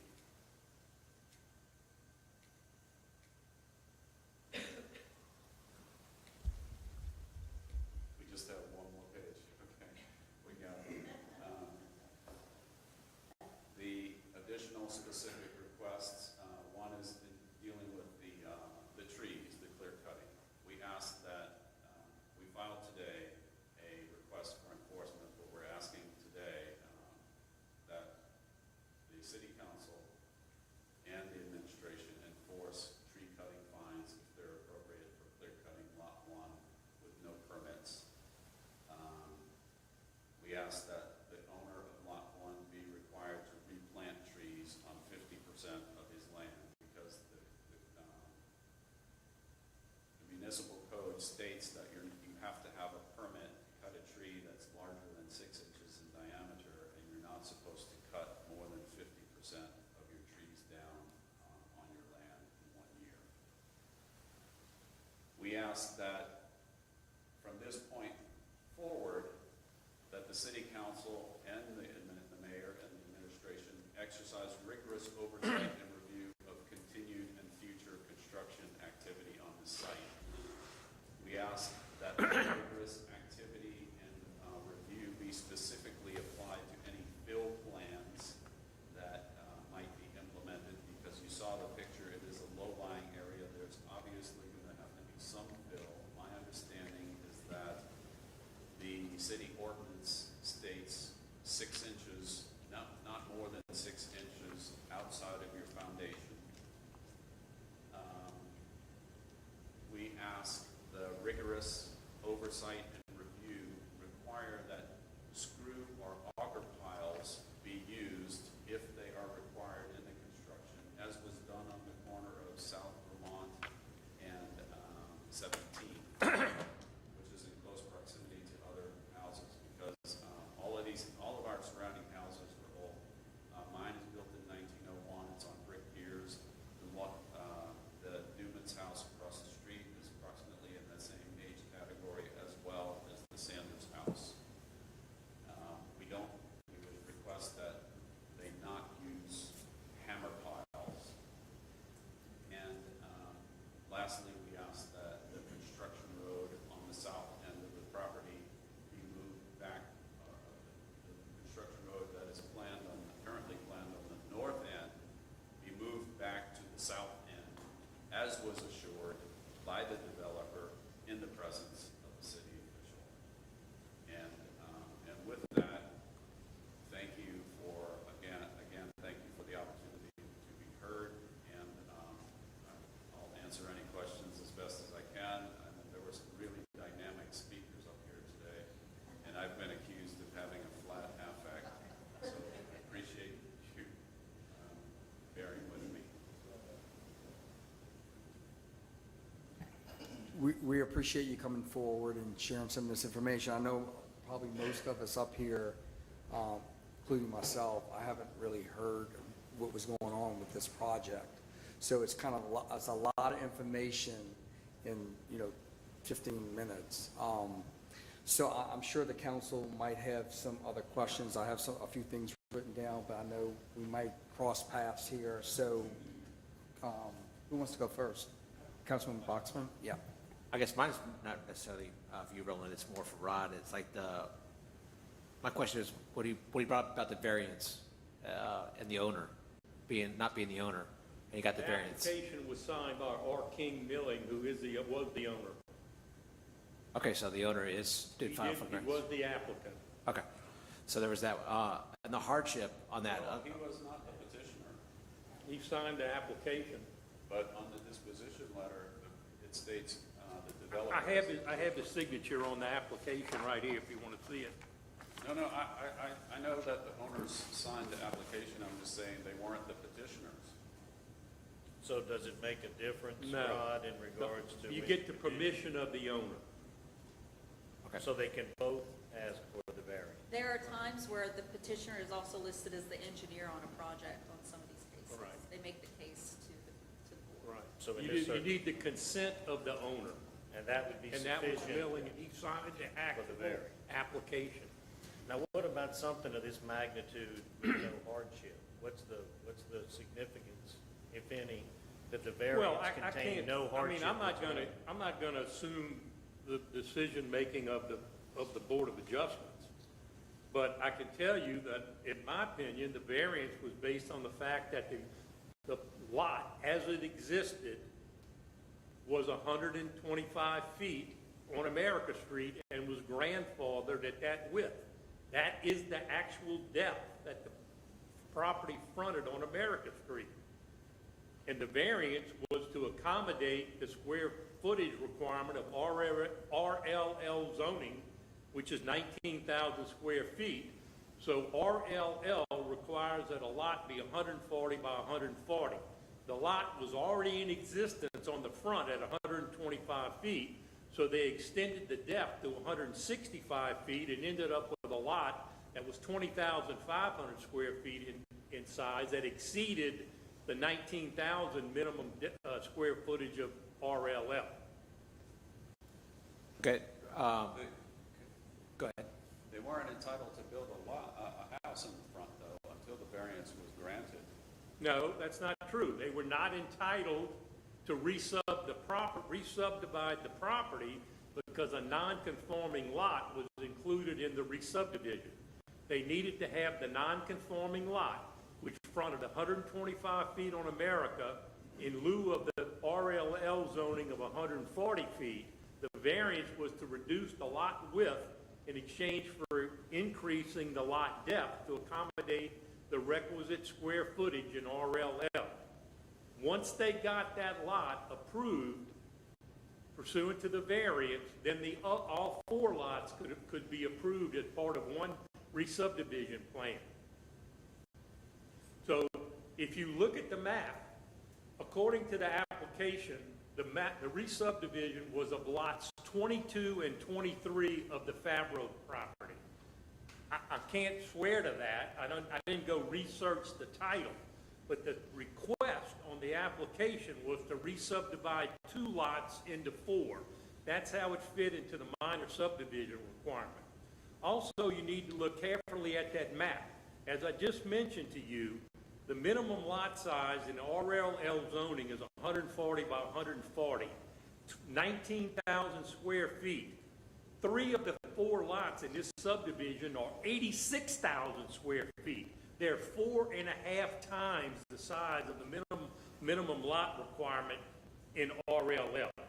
These are 2-acre lots in a zoning requirement that permits lots of less than half an acre. Additionally, the reason that the servitude is on the north line is if you look carefully at the map, you'll see that it is not just an access servitude, it is a utility servitude. That servitude is going to accommodate sewer lines, water lines, and gas lines, and that site was chosen because it was the nearest point to tie into the municipal sewer and water lines that are on South America Street. And that's how that servitude was established, because it also is a utility servitude. I can't speak to what use is going to be put as to access, but you look at it, it's a utility servitude in addition to an access servitude, because that's where the city told them was the nearest point to put your utility lines. That just wasn't made up. No, I saw the utility lines that were in there. There's a transformer there and stuff like that. That makes sense. But that doesn't make sense is that they're going to be laying down mats, and then it's like, first off, how are they going to roll over the transformer? I have no knowledge of the construction whatsoever. Yeah, is there a possibility that the city can require them to use the south side for construction purposes other than the non-servitude part? Well, I mean, let me put it this way. If I own lot 1 and I tell you, you have permission to cross my property, you don't need a servitude. The servitude is not exclusive means of crossing someone's property. It's my understanding, I think Mr. Gallant told me, that's his cousin behind him. So if he wants to tell his cousin, go ahead and cross my property, he doesn't need a servitude. You're not going to stop him from going back there. The other thing is like the hardship. Can you explain that to me when they file for a hardship? You mean the variance? Yes. Okay, well, What is the hardship part of it. Well, that's a decision of the Board of Adjustment. I'm not in a position to tell you what their conclusion was. Okay. I mean, I'm telling you, my analysis would be, I have a piece of property that fronts 125 feet on South America Street. It is grandfathered at 125 feet. It is impossible for me to create a 140-foot lot out of a 125-foot lot that's been there for 50 years. So what the petitioner requested was, look, I'm stuck with 125 feet, but I have unlimited depth, and I will give you the square footage that exceeds the minimum square footage by making my lot deeper. I mean, that's all I can tell you is what happened. Okay. If they would have done that, but that's not, because that's not what they did. Yeah, and it looks like there was 6 versus 4, but another thing was just all the permits and stuff like that. I think I'll let Councilman Brett talk about those, on those. Yeah, well, I guess, or lack of. my concern, let me say this first so I can get it out, is this seems to be a major project in my district that I'm not aware of, and the city administration seems to have had a lot of discussions about it. We just talked about the tree board. Are you telling me that there's not a single tree permit on this entire property and it's clear cut? I have no idea. Well, wouldn't that be a city responsibility to find out? Wouldn't that be code enforcement? Don't you have to get a permit on a tree? There was a tree permit submitted in mid-August, and then Hurricane Ida hit, and the tree permit was, what's the word I'm looking for? It was canceled. They basically So they asked don't us to have a tree cancel. permit, right? They do not have a tree permit. Right. So I guess my concern is that this gentleman and residents in my district are seeing a clear-cutted with no permit whatsoever for trees. So I guess did anybody at the city tell them they didn't need to get a permit? No, we Okay. would never do that. So is the city aware that they don't have any tree permits, or where Yes, are we we are going aware in there are enforcement? permits. Our understanding is that after the storm, there was significant tree damage, and then the next thing we were aware of, the trees were gone. Of course, we didn't have the capability after Ida to inspect every piece of private property for trees that are or are not damaged. So what occurred between the permit being filed with the city, Hurricane Ida, and then after that, we have no knowledge. I guess that's where I'm going, is the process. I'm just concerned as a city councilman. So let's Unfortunately- go Yeah, back. I mean, here's Let's the go catch. backwards. The catch-22 is, after the hurricane, you did not need a tree cutting permit to remove Damaged. hurricane-damaged trees. Correct. And we did not monitor every tree in the city of Covington to determine if it was hurricane damage when people took them down. It was a physical impossibility. It's clear cut. So- It's clear cut. And without an Which means, inventory of to me, what it's was clear. damaged or not, we have no way of knowing if every tree was damaged or not. Well, Well, isn't that a problem? Didn't he show us a video that they were not all damaged? And I think they're here Right? to speak before the council, and please get up if you want to, or raise your hand, or just go ahead and raise your hand, I'm just gonna assume. Are you telling me that you're here to say that the trees were not all Ida-related damage? A show of hands. Okay, yes, please. I live, I'm Sea Longclaw, I live 1 block away from all of this, and I'm telling you now, we have a mess on our hands. I know the developer. Our family spent time together. We hung out together. I feel horrible because I introduced Mr. Gallen to this developer, and I told him I honestly believe this gentleman is going to do right by everybody in here. He called me the other day, you got a problem with what I'm doing. I said, listen to me, buddy. You're barking up the wrong tree. I am the referee here. I'm trying to figure it all out. Y'all don't know. They don't know. He doesn't know. How are we going to know? When will we know? And then you look at the precedent that was set, and that is nothing was done properly. No permits, no meetings with the neighbor, nobody called us, nobody talked to us. So in my mind, their mind, the nicest people in the world is right here. You are going to tell me after what was done since 2020, and I'm glad the attorney here, city attorney here is making it very clear for us, everything was done proper, and I appreciate his feedback. No, it was not. And if it wasn't done before properly, how can we bet it's gonna be done properly later on? So we're standing back saying, how can all of this be happening and nobody knows anything? Who is responsible to knock on the door, to talk to people? Your area is going to be decimated. Oh, hold on, that's not what I was told. It's being developed in the back.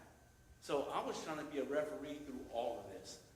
And I feel bad because I'm the one that put the deal together. These are two good men, and we're going to do what's right by the neighbors. And they got other neighbors that are going to speak.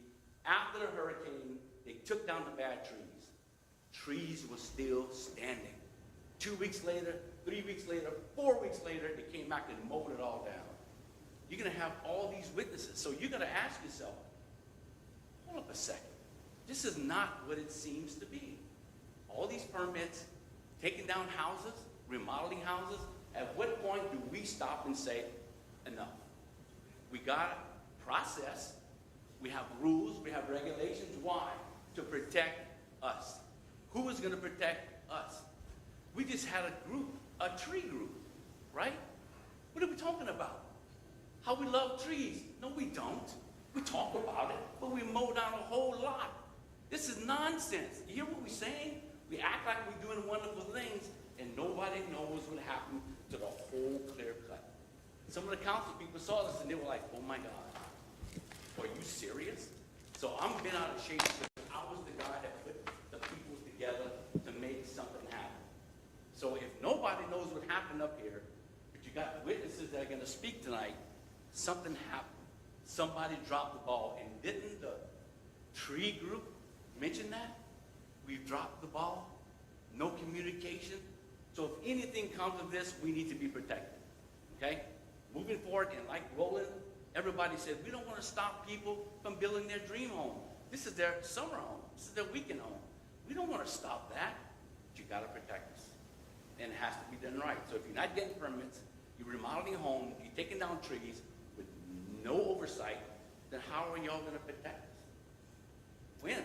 I agree. May I speak to that? You may. So typically what happens when we find that there is something that is unpermitted or it is not following our ordinances, that's why we have a code enforcement officer.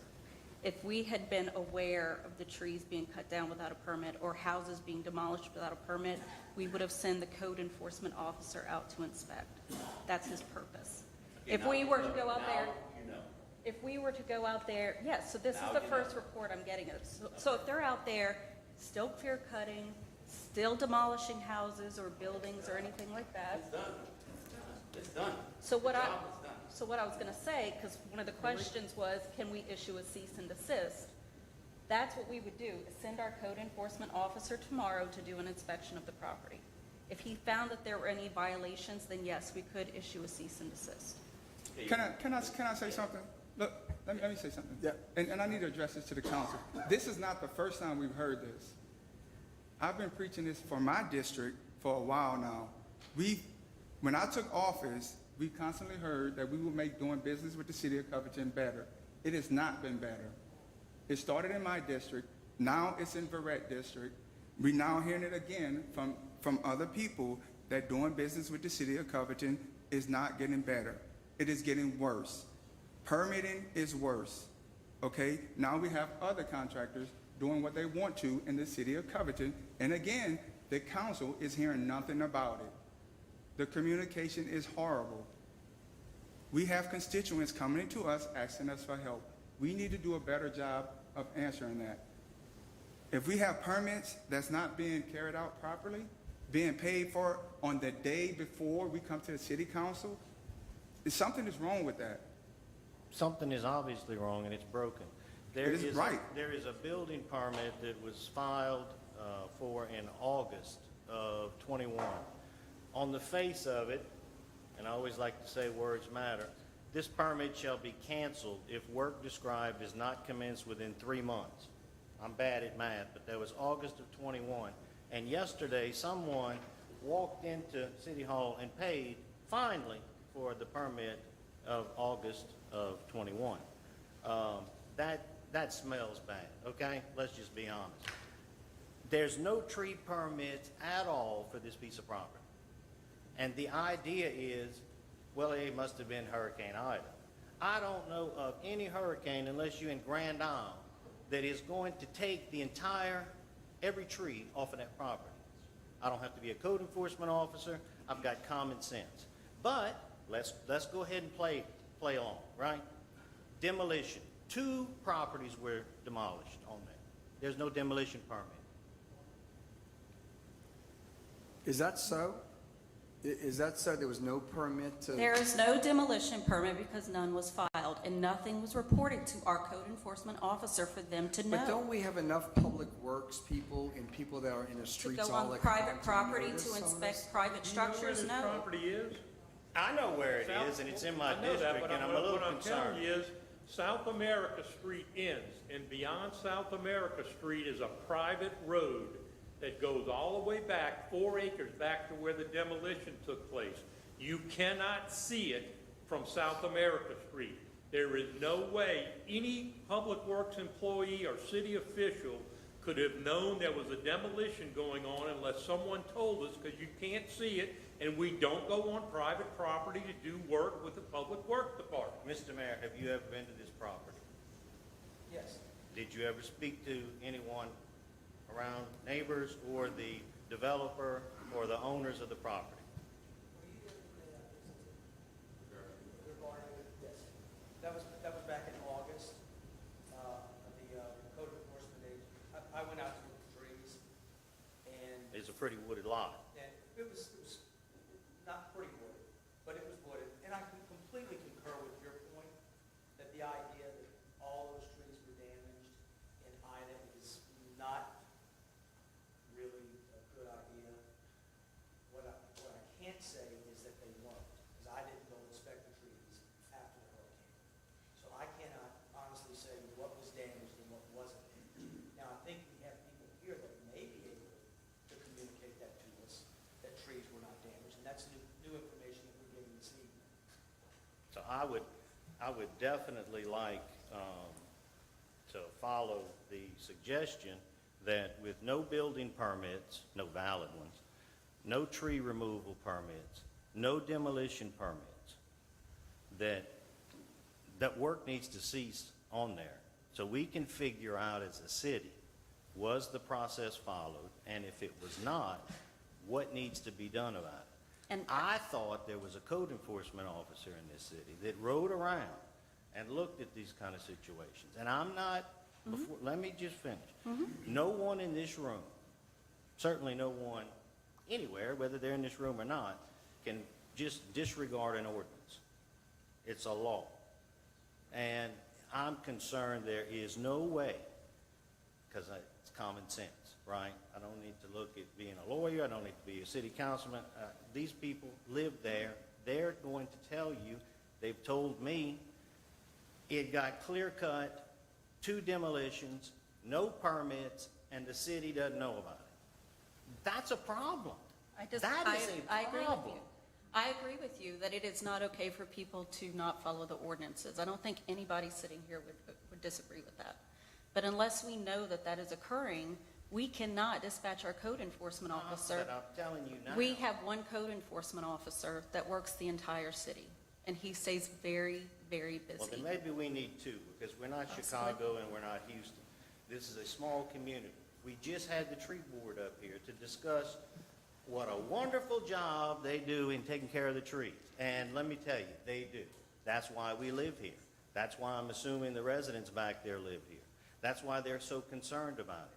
That's why they're asking the city council and the city administration to do something about it. I'm frustrated because I don't want to sit here and play games with the idea that, well, I don't know what tree was Hurricane Ida. Not every tree was Hurricane Ida. I think I can go to 22nd JDC and there ain't a judge or a jury who's going to say that it took care of every tree on there. That's number 1. Number 2, the city administration should be shocked that there's 2 demolitions, One of them probably historical significance because there's a nice home back there, and I understand this. And guess what?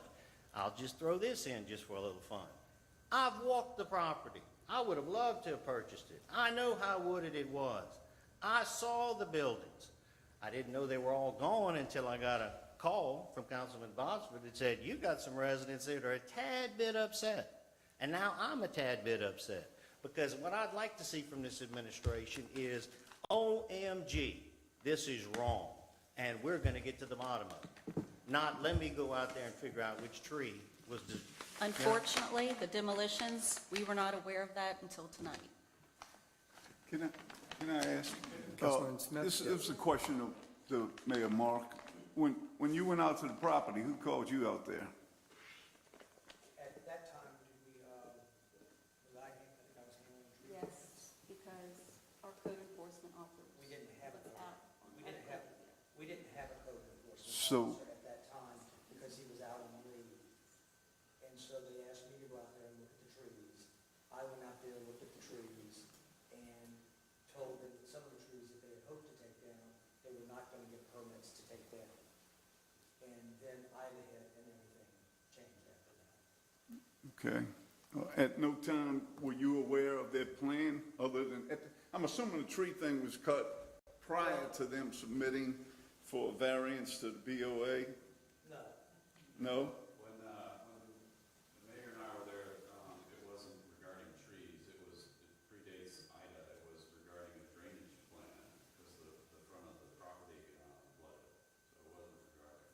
Right. You may have been there another time, but I wasn't. And they did tell me the same thing they told you, that the road would be on the south side, not on the north side. And we were trying to, we had, the property immediately in front of the home site was not draining, and that's our property, by our property, the city property. So we were working on that as well. So how can we hold them to keeping the construction road, not the service, the utility servitude, but the construction road? How can we hold their feet to the fire and say that the agreement was made with the construction road on the south side of the property, not... I don't know that there's anything in writing that said that there's an agreement. That would be a legal question, Ron? I don't see how you can. They don't have to have plans? I'm sorry? They don't have to have plans? For servitude? Or a permit, Yes, sir. or anything? Yes, sir. We don't have an objection, I don't think, to the utility servitude, because it's just pipes and things underneath the ground. But what, again, as we weren't informed and didn't know what was coming, what we're trying to show here is that land was purchased, we were told one thing, and since then, it's been one domino after another until things are kind of disastrous right now. The servitude itself, who cares if they need sewer, they need water to get to the house in the back, that's fine. But what we've discovered is that servitude entitles them to the construction road. So how would we know that? How would anybody know that? That to say, well, now it's okay to lay power lines and sewer, and now that entitles you to run cranes and Mack trucks inches away from the property line. So that's the issue with the servitude. But overall, we're not trying to say, the administration, why didn't you did something wrong? Why didn't you know about this or stop it? We're trying to say it happened, and it's a pattern that has been demonstrated. And can somebody step in and help and stop? Stop it. And there's another neighbor, I think.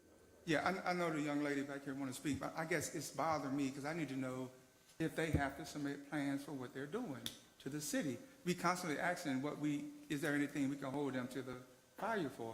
So what do we have to hold them accountable for? Can anybody answer that? Well, I wouldn't finish with my question, but if I could, I'd like to ask it before I forget, and this was, I'm going to go to our city attorney. I've never been in a situation when somebody wanted, because it doesn't come before the council, when you want to appeal a BOA decision.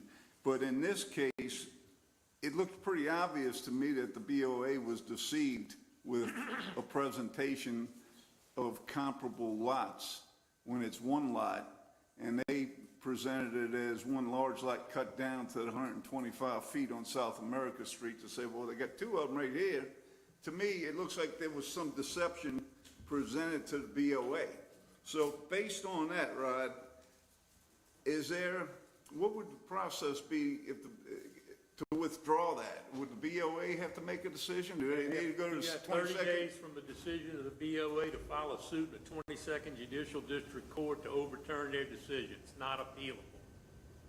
Yeah, the BOA would actually, they couldn't be enlightened as to what happened and say, well, we weren't presented that, we would like to withdraw our decision. I don't know what I don't recall every detail of the hearing.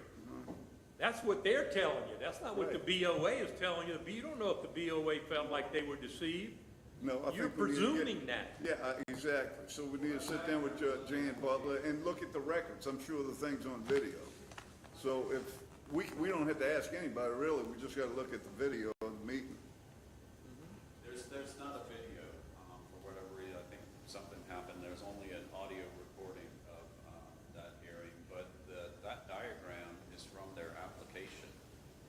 The paragraph that was excerpted in the slide pack is from their application, and the diagram is their diagram from their application. Do they have any ability to ask I know you don't hurt to ask, right? You heard that when you're 10 years old. But do they have a right to some mechanism to go get on the agenda and just say, look, these are our concerns, we want you to look at it? Because if it's true, then to me that's, and I hate to, well, let me finish this thought. There's things that are in the law that you have 30 days to make an appeal, right? But if you don't know that there's an appealable issue until after the 30 days, there's usually some mechanism for a reexamination or I'd have to go look at it. I've never encountered it in me 43 either, years. and that's why I don't know the answer to it. But it would seem to me that I would ask to be on the agenda and speak before them, and then they can tell you, to Rod's point, of say, whoa, we already looked at this, we already made our decision, and it's not misrepresentation. Or they may go, hey, whoa, we made a mistake. I don't know. There's an issue regarding notice. I saw a sign for a couple of days. I don't remember if it was the variance or the subdivision or what. One other neighbor said they saw a sign for a couple of days. They don't remember if it was the variance hearing or the re-subdivision. None of the other neighbors ever saw signs. So regarding the 30-day time clock, it doesn't start until you have notice. If you never had notice, the 30-day time clock never starts. That's not correct. The statute specifically says 30 days from rendition of the decision. Now, if you've got some due process argument, that's different than an appeal. Yeah. I would, well, I don't want to give advice. But long story short, my concern as a city councilman is that this piece of property is a major development, okay? Six lots there. I'm not on the Board of Adjustment, Variance, Planning, Zoning. But I am a city council person, and I understand my constituents' concerns when there's a complete clear cut with no tree permits. That's a problem. Then there's 2 demolitions with no permits. That's a problem. There's no building permit. That's a problem. I don't know what else.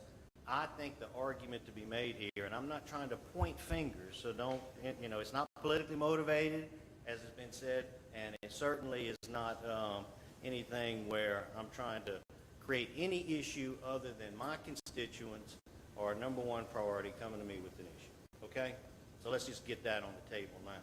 Secondly, this begs for a cease and desist. I would much prefer for city administration to do this on its own rather than the city council. So I guess now would be the question. I don't know if you need to powwow on it or not, but I would ask for a total cease and desist and a review of the process.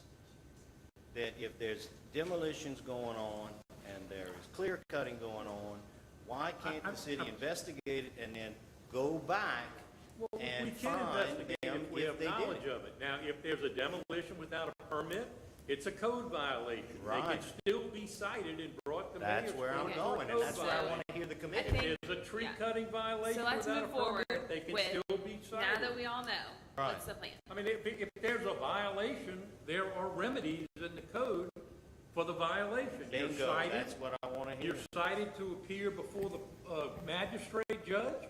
The Right. building inspector comes and says, I went to the property, there was a demolition, there was no permit, and the judge can fine you violated With the a cease and code desist. on all those matters. So, Demolition, tree cutting, they are both statutorily permitted, required. And if there were no permits and there's a violation, you can be fined. so to answer your question, yes, code enforcement will make a site visit tomorrow. We will document with pictures everything that we can find.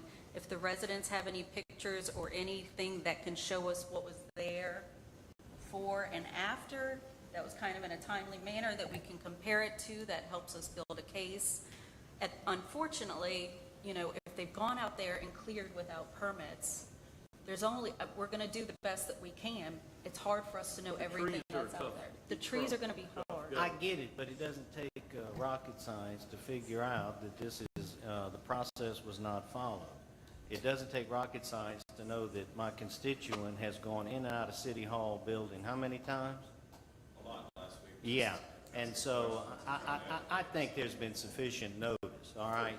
I think being on the agenda, nobody called me, I'm the city council. The re-subdivision was supposedly for a minor, which was 4 lots, but it's actually 6, so it doesn't actually qualify for the re-subdivision because it's greater than 4, correct?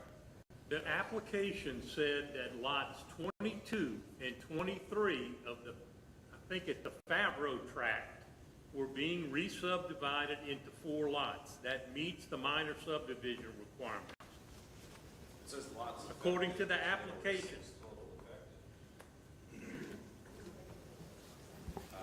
There is one more neighbor that came tonight. Well, that's what I was gonna say, you know, this is a, on-the-record kind of deal, so I think that number one, the city administration should get the contact information of those witnesses that are here, and anybody who wants to speak tonight ought to speak. They ought to say what they know and what they feel. If you want to, if you want to come up and state your name and address, it would be great.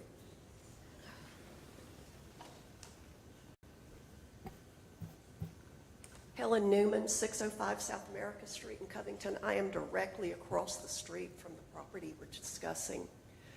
There are 2 things. This is a very emotional issue, but I want to point out 2 things that Mr. Ferret has commented on.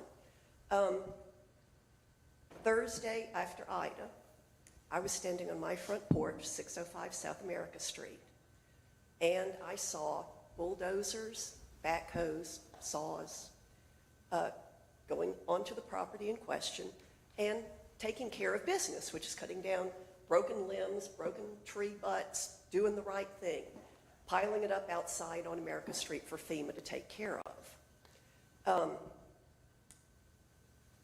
They spent 2 to 3 days doing that. 2 weeks later, the bulldozers were back, and they clear-cut the rest of the property. These were not, now I am not an arborist, however, I do have trees.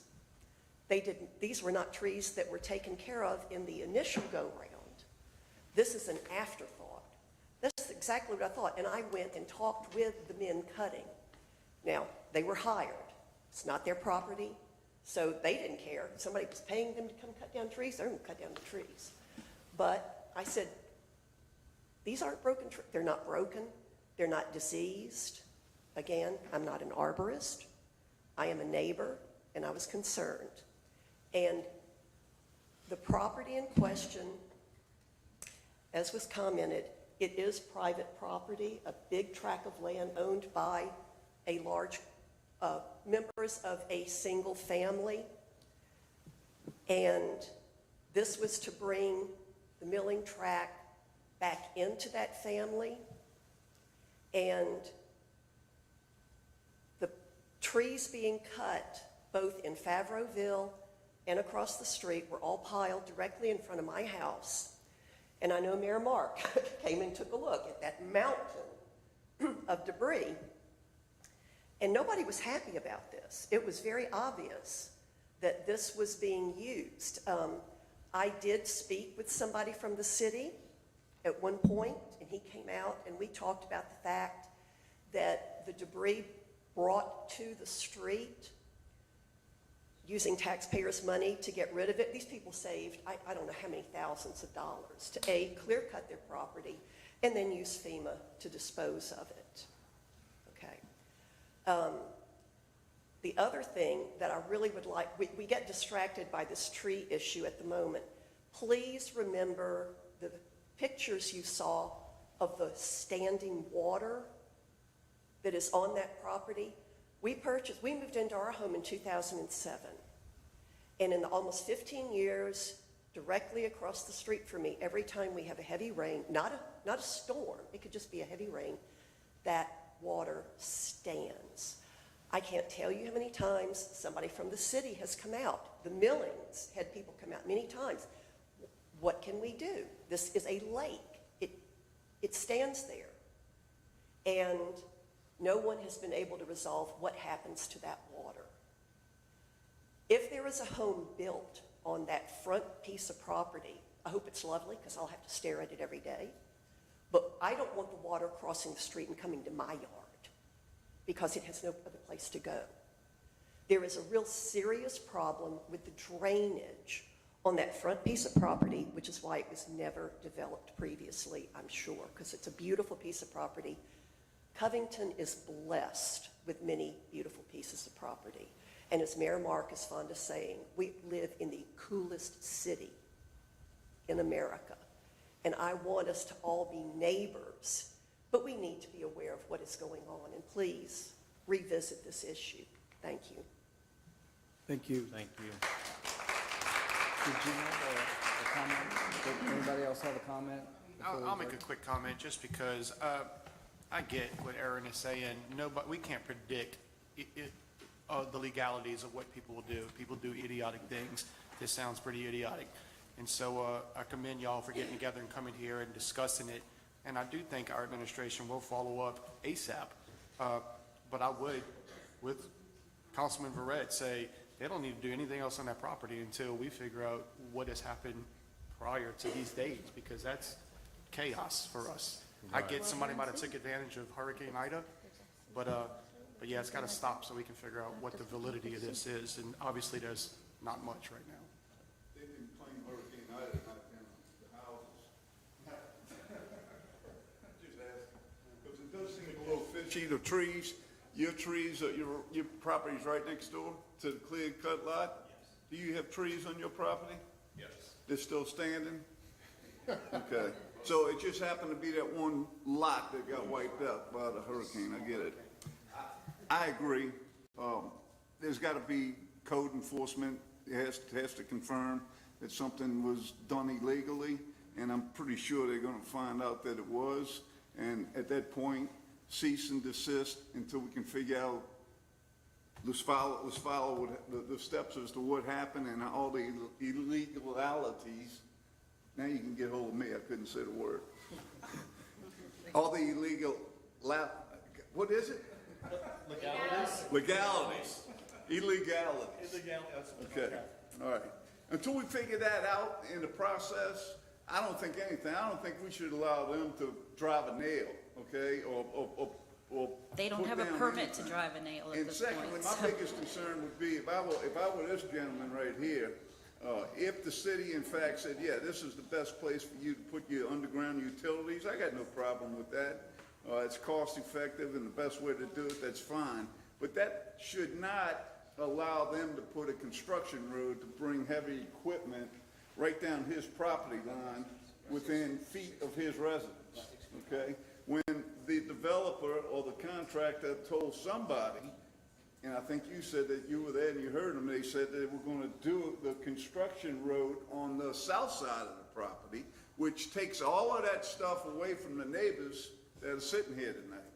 So I think that's something that really needs to be addressed. Just to be clear, they didn't tell me the construction road, their access road for when they build their homes. When I was with them, we didn't discuss. When I was with them, I don't think there was a discussion about an access road. I think that just recently came up, didn't it? Well, the construction road got moved, but it's been, I don't know what a recent development is, like over the months, it's kind of hard to keep track of construction on our house. I've been before the variance board twice myself to build a garage and to remodel my front porch. So I'm familiar with them. They're rigorous, they're scrutinous, but they're professional and reasonable. So, but with regard to what's grandfathered in on South America Street, I know because my house is grandfathered in. My house or my lot is not 140 feet wide. So the city can't say, well, now the requirement is 140 feet. You need to expand your land. Well, I can't, that's physically impossible. And the same would apply to the milling tract. It was grandfathered in as it was, but the variance was not, it wasn't just automatically entitled to a variance because it was grandfathered in prior to that. I disagree with that. I mean, the city attorney is probably more knowledgeable than me, but I have to go on record as saying that just because the front of the lot was grandfathered in, that they were automatically entitled to a variance. That issue seems like it should be. Just for the record, I did not say that. Okay, I did not say a variance was automatic. I said a consideration was it was impossible to comply with the 140-foot frontage because the existing 125-foot width was grandfathered. Two different things. Okay, And he and I are friends, by the apologize way. if I misspoke. No, that's all right. So with that, you have our requests. Are there any other questions that I can answer, or would anyone else like to speak? Do we need to make a oral motion, a resolution to cease and desist? Can't do If an I might, ordinance. we are going to have code enforcement, as Aaron said, out there tomorrow. Code enforcement will look and see if we have grounds for a cease and desist. And if we have grounds, we will have a cease and desist. And we will be focused on the removal of the trees, and we're going to be focused on the drainage in the future. The drainage problem is complicated by the tennis court. The natural drainage of that property is to the river. The Favreau's or whoever built the tennis court some decades ago, and it blocks the ponding between the property natural flow and the street. So it is a challenging drainage issue, but we're gonna, and when they apply for a building permit, that's when they have to submit their drainage plan. How are you going to remove the water? Our approach has been that it's the city's responsibility to provide you a place to bring the water. It's the residents' responsibility to get the water to that. Normally we refer to those as ditches, but in some cases it's natural flow. And they have impeded the natural flow with their own tennis court.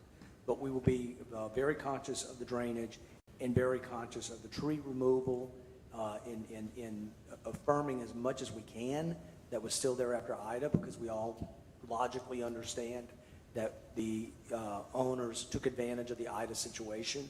And then thirdly, we're going to look at where houses demolished.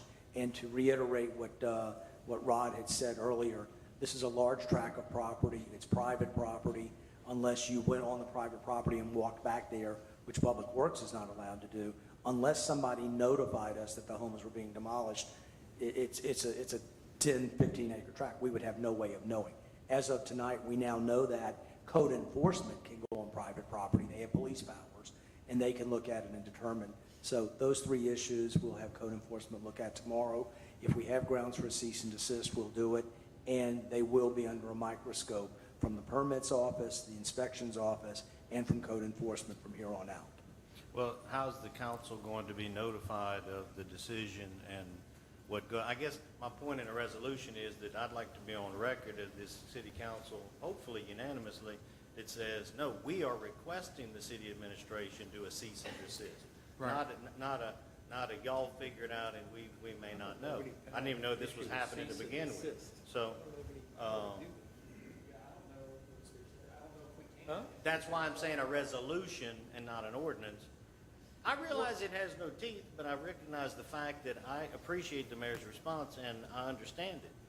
At the same time, this council is asking the question for a determination by the city administration. Yeah, but I don't know of any power you have to issue a cease and desist order as an action of. I'm not asking for that. I'm specifically asking the opposite because I know I can't do an ordinance. Asking us to enact. They can ask. This city council can ask the city Well, wait, administration to you cease and haven't made desist. any, I don't think you could pass a resolution asking the administration to issue a cease and desist order when they haven't investigated the thing yet.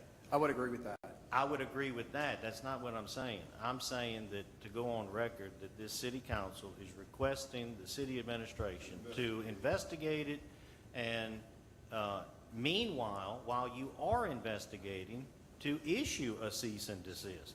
Because you know the joke of this situation, right, is that there's no cease and desist because they have no permits, right? That's kind of the reverse joke of this situation. So I guess since there's a natural reluctance for this city council to ask this administration to do it, I'm telling you now, I would like to hear, as a city councilman, District E, what steps are being taken, what's the result of it, and on a shorter leash rather than a longer leash. Can I ask, is there any action that's going to be taken regarding the re-subdivision and the variance? My appreciation is that you would need to go to those entities and or, you know, I'm not giving advice, but look at the ordinance, look at the statute, look at the rest of it. And I still think, back to Rick Smith's point, I don't know of any governmental agency or body that if something is misrepresented and based upon that you wouldn't go back to them. But I don't know the mechanism because, as the city attorney said, I'm not aware of a circumstance with that either. You know? I will send a letter to the Board of Adjustments. And ask to be on the agenda. Questions and, We do oversee their actions, and I can tell you that if they tell me. I would request, it's hard to do an ordinance or a resolution these days, but I would ask that they seriously consider taking a look at this. And it may come down to an appeal of their decision, okay? And if so, that's when you gotta go to the 22nd Judicial Court. Right. And you would have to appeal to them and say that you feel that they were deceived somewhat by the presentation made to them, and that influenced their decision to grant the variance. I understand. Well, and I would arm yourself with whatever we find as a city to take with you to say, if it looks like a duck, it's a duck. So I would take that with you for sure. Okay. And I think everything right now is on the record. I mean, this is a very long meeting. This is very intense, a lot of information in a small area. You know, my recommendation in the faith is that the administration and the legal counsel are going to do the right thing. So I think everybody's in agreement that everybody is on record saying we're going to get some answers. And I would think the And administration is going to say thank y'all that. for bringing this to our attention, because it's hard for us to know everything without us being informed, which this is my first time hearing about it as well. And I think it's just good in general to every once in a while be reminded of we obviously like ordinances and rules and following and procedures and permits and everything. That's part of what we do. So I think it's worth examining, you know, on a larger scale so that this doesn't continue to happen.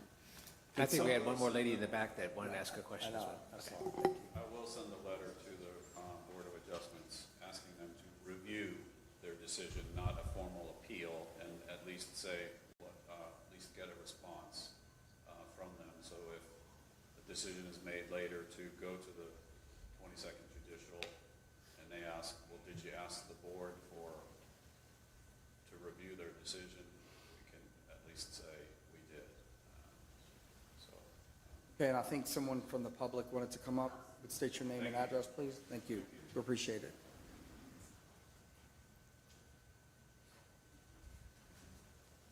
Hi, my name is Mary Kep. I've had no plan to speak. But I'm sitting there listening to this, and I'm curious. So,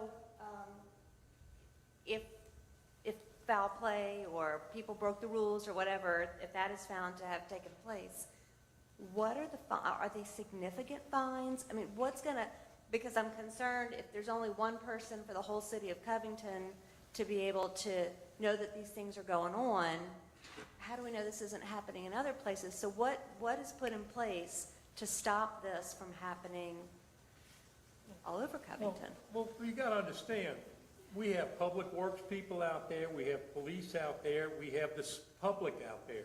People call the city and report things on a daily basis that are investigated.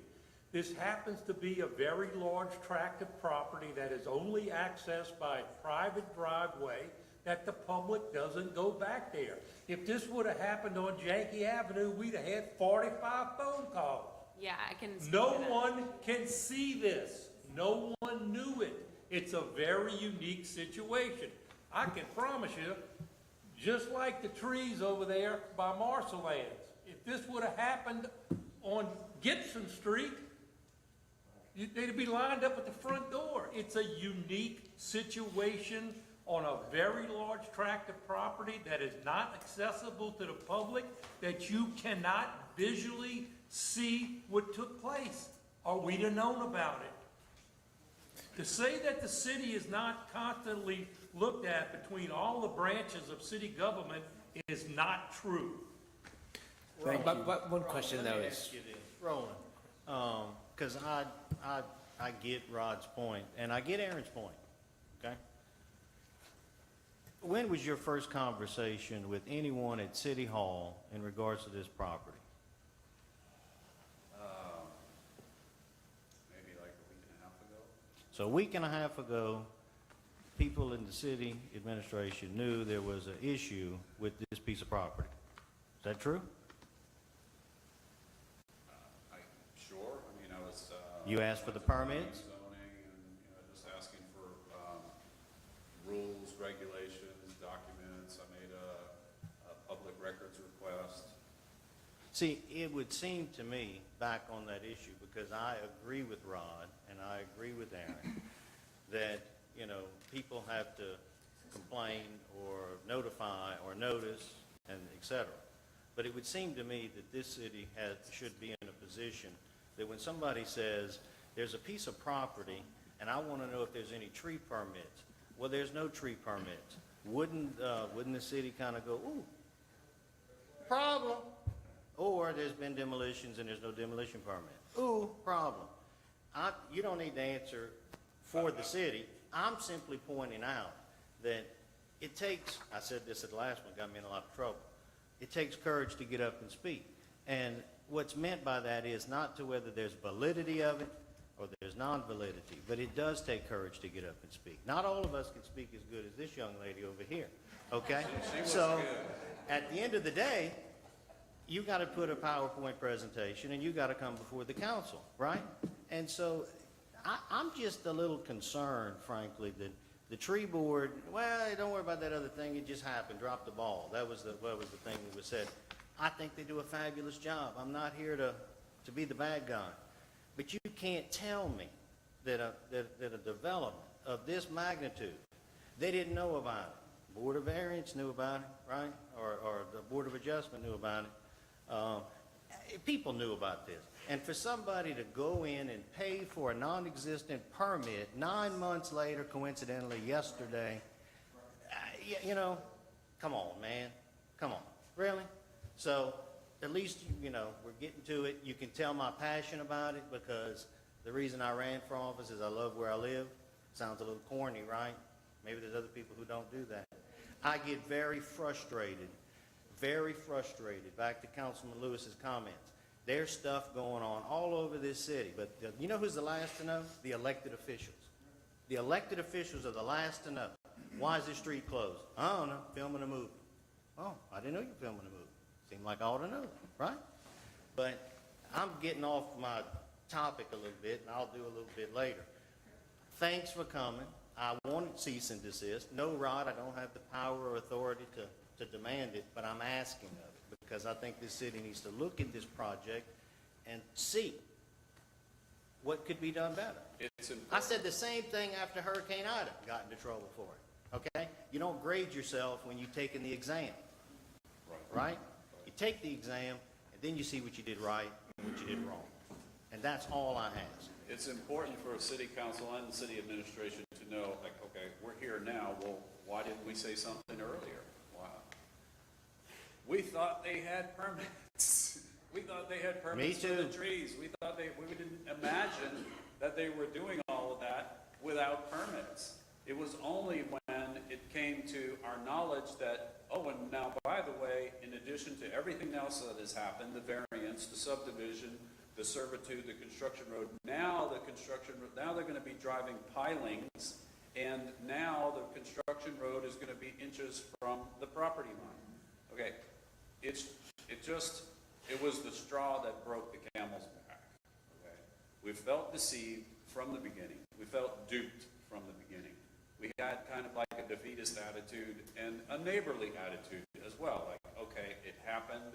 Let's make the best of it. Let's at least be civil to these people that we're going to be living next to for the next 20 years. All the activities that were happening there, nobody in the neighborhood was happy about the clear cutting. Nobody. And nobody really, I didn't find out that there were no permits until some as recently as yesterday or last week, because there were no tree permits. You've got to be kidding me. Well, surely they had permits for the demolition. There were no permits for the demolition. You've got to be joking. Okay, what else could there be? I mean, it was astounding to us. Okay, why didn't we call you? Why didn't we complain? Because we never, in our wildest imagination, thought they were doing those things without permits. I jumped through all kinds of hoops to build my garage, a variance to build a garage, and then again to, remodel the front of my porch. Other neighbors have minor construction projects on their properties as well. We all have the permits. We all, follow the rules. So we just saw what was happening next door and figured, wow, that's pretty ugly, but surely they have permission. Surely they have permits. So anyway, I just wanted to explain, like, in case anyone was wondering, why didn't you call up and complain? That's why we didn't. We never dreamed they were doing all of that without. Thank you for clarifying. A pattern of disregard for the rules, it appears to us, and disregard for the neighborhood and for us. And just touching on that, Aaron, I think this is more of a question for you, is that the lady that came up just previously and spoke, as to what is to deter them from doing this again? Anybody, I don't care who it is. I know that, didn't you say that they would actually, if they were found to be in violation, they would go to magistrate court? That's what Rod said. That's what Yes, Rod said? that is the process. So that would be the process. And what is a typical fine for someone that cuts down trees and doesn't have a permit, or demolitions? Do we know? $500 per occurrence. Per occurrence. Now, I'd like to say something that makes this all, what Roland just said, mind-blowing. We didn't know. The guy that's done all this, who bought it, subdivided, cut everything, remodeled, tore it down, did it all, is a developer on a national scale with a major company. This is not some guy who just woke up one day and had a drink and cut down some trees. This is a major player in the industry who should be held to a higher standard of conduct. Period. That's why our heads are blown. That's why we're peeved. That's why we're shocked, stunned, and we all thought we were neighbors. We got slighted, and we just got taken advantage of by a major developer on a national level. So this is not some little incident. He knew what he was doing. He knew why he was doing it, and he knew it's always better to ask for forgiveness than for permission. And we obviously going to find out who all these parties are, So because we now we want know. them to be fair. We want them to have their dream homes. I love swimming in their pool. Well, it's filled in now. But the whole point is we were all friends, and we got taken advantage of. And that's why y'all are here. That's why you, and you are here. Because you feel that gap between them and us. There's this huge divide, and we rely on y'all that feel that for us. And that's why we vote for y'all. That's why we like y'all. That's why you need the input from us.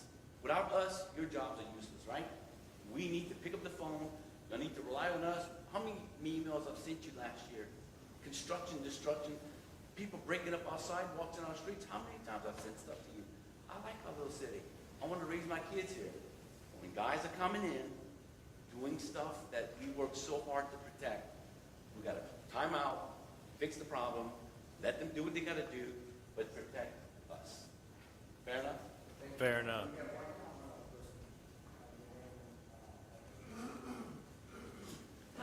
Hi, good evening. I'm Casey Brandon. I'm a Covington resident. And everybody keeps saying they, him, and I'm wondering why we can't know the name of the developer. Who's the they? Like, do y'all? I mean, we feel I like don't we know don't who know they who it is, is. but the administration might know who they is. But Nobody yeah, knows who but the they don't have they a is? permit. Do y'all know who the they is? I know, yes, I do. I know very well. Okay, is it a secret? I mean, like, we want to know who it is. Like, no, it's a secret. I don't know if it's relevant, and I don't know, but I would say, I'll ask him after the meeting. Okay, I think Councilman Lewis, you had something before we can wrap this up, please. Thank you. Yeah, I guess my only question is, and it's a follow-up for Barrett. We were asking the administration for a cease and desist order, but it sounds like, the gentleman said he knew about a week ago about this happening. So my question to the administration is, why wasn't code enforcement sent out? Well, the By then. inquiries that were made were not relevant to a demolition permit or a tree cutting permit. The inquiries that were made were regarding the variance process, the subdivision process, the advertising process. That issue, I spoke to the gentleman 4 times. Tree cutting and demolitions were never the inquiries that were made to the administration. That is true. Never. It was the process of how the re-subdivision and the variance were obtained. Those issues were not on our radar until tonight, to my knowledge. To the city council, to the city attorney, I visited him 3 times about the advertising requirements for notice for the variance hearing. And I did not talk to him about the trees and all that sort of thing. It was at, the planning and zoning and at city hall that I was making other inquiries about permits and things like that. The note that I had just from yesterday, when I was brought into the loop, was a note from Mr. Gallatin, rules for notifying public about variances, because the mayor asked me to touch I base. still haven't gotten a copy of it. Right. And somebody notices- said, Nikita said that it's a state statute and we just haven't been able to. I have a copy of the statute for you. Okay. It says that the Board of Adjustment will hold the hearing in a reasonable time and notify the public. That's it. There's no specific requirement. That's the city code or? No, that's the state enabling legislation that Right, so that's my point. So the and that was statute- adopted by the city word for word in our code. Okay, but isn't there a piece of the puzzle that's missing? So at the state level, the state says, okay, when Board of Adjustments in cities, Baton Rouge, Covington, New Orleans, when the Board of Adjustments has a hearing, people have to know about it. People have to be given notice, all right? And you have to give due notice, and you have to make rules to, establish due notice. So where is the rule that the city follows in establishing notice, due notice, okay? Well, Nikita knew the rule, okay? Well, Nikita had it memorized, and she's retired.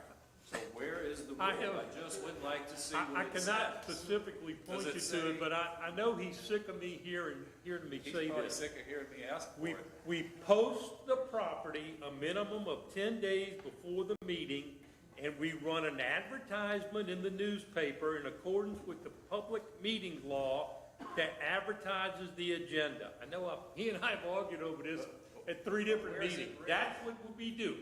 That is our notice to the public. And is that If that's written not any- sufficient, sue us. Is that written? Well, is that written anywhere? No, it says notify the public. That's the I believe it procedure we matches follow, the subdivision and that process procedure is- advertisement. We Am I follow correct? the same procedure that's set forth in the subdivision regulations, which are post the property and advertise. So that would be the written guidelines. Well, it's not specific as to the I know. BOA, but we use it by But I'm saying that- inference. that he could Right. see it, and that Right. would be Okay, the to repeat illustration. So where that is would it? be the yeah. So for a subdivision hearing, Here, we got it for you. Who says you can't get some relief from the council? See what I'm saying? Okay, so I think, again, a lot of information tonight.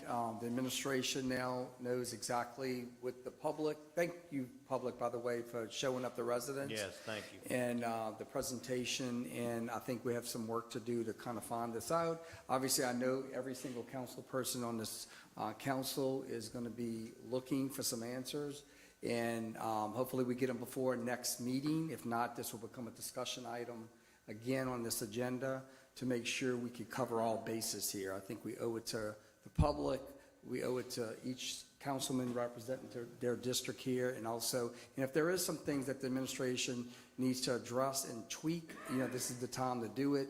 We can look at different parts of this and move forward. So thank you for being here for that. Thank you. Okay, we're going to move forward to comments and reports. And we're going to go right into District A, Councilman Lewis. All right. First of all, I just want to say thank you to the VFW and Project Blessing for the adult prom we had this past weekend. It was a huge success. Everyone enjoyed it. I had a time to talk with our state treasurer, Mr. Schroeder, and prom queen, King. So, and next we have coming up is the Dazzling Diamonds having another fundraiser at the VFW Saturday, May 7th from 10 to 2. They're raising more funds to get new uniforms. So anybody that's out on Saturday, please stop by, get you another car wash. On May 24th, Start Community Health Center will be, of course, like Ms. Garland told you, they'll be doing free testing, rapid testing, STDs and stuff. That's at 1505 North Florida Street. And on June 11th, Godly Theatrics will be hosting a dance camp for ages 5 to 16 at the Firehouse from 9 to 2. And then starting at 3 o'clock, she'll be letting the kids perform for everyone. And again, that'll be at the Firehouse. And then, of course, coming up will be our Juneteenth event for this year. This year we've added a fashion show for the youth. That'll be at June 12th at the auditorium, ages 10 to 18. Anyone's welcome to join in that age group. The younger kids from 10 to 17, all they have to do is write a little small paragraph, and they will be judged first, second, and third place. And we will be giving them a gift card, a certificate, and right now we think it may be a trophy. Kids 17, 18 that's entering into college, we've so far managed to raise about $3,000 to give them, a boy and a girl, a scholarship with the best essay to help them with fees going into college.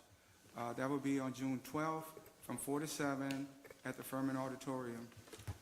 And then on June 18th, we will have our regular Juneteenth event starting at 9 o'clock with the Freedom Parade that will roll through Covington, starting at 11 o'clock back at Peter Atkins Park. We will have our educational program with speakers, entertainment, free food, vendors, resources, and just a few of our entertainers, our speakers. We will have the Queen of New Orleans Fashion Week, Miss Tracy Dundas, Mr. Justin Reese, he's with the King Law Firm of New Orleans, Mr. Carlos Moore, he's a judge from Mississippi, he's also the president of the National Bar Association, Mr. Mel Rockefeller Cardor, he is over the Diamond Acers Group, and he's also the CEO of the Mano Corporation International and Public Relations. And we have Ms. Kamika Simmons, CEO of Godly Theatrics, Ms. Ashley Marissa, CEO of Ravish Boutique, and Mr. John Schroeder will also be back, our state treasurer. Vendors, resources, free food, games. And if anybody would like to see any of the flyers or sign-up forms, I'll put some out on the table, and I think that's about it. Thank you, sir. Councilman Boxwood, District B. Okay, so first off, the food bank They went from 106 houses last year up to 114, so their numbers are up. They always need donations. Their daily boxes went up a little bit as well. They want to let everybody know that summertime, especially with kids getting out of school, donations tend to drop off. And they're asking that, actually that's the time that they need a lot more. So if anybody can actually give food during the summertime, it's great to have food drives in their neighborhoods, wherever, businesses. The most needed items are their canned vegetables, of course, always corn, muffin mix, tomato sauce, rice, and oatmeal. They're also looking for volunteers from 9 a.m. to noon shifts. You can register there or go there and register in person, or you can actually go to their NorthshoreFoodBank.org/donate-time. Their annual North Shore Golf Tournament, Tuesday, May 10th at the Beauchene Country Club. Individual and team golfers are available. And May 24th, Fools Fest. The proceeds for the second annual Fools Fest will benefit the North Shore Food Bank. Other than that, I just wanted to wish all the moms out there a happy Mother's Day, and everybody else very happy Memorial Day. Just remember everybody's sacrifices. That's it. Thank you. Let's move on to District C, Councilman Robert. Yeah, a couple of business things. I can't say thank you enough to Public Works. Every time I call, they answer the call, and they're just amazing. They did some work, some ditch work in River Forest, and that quick, it's remedied, and truly appreciate how fast those guys respond. To the speed trailer, I guess y'all call it a speed trailer, that's on 15th. I love that thing. Man, y'all can keep that thing there as much as you want because it works. Everybody is now doing 25 miles an hour, now 15th, because they've been told they're doing 25 miles.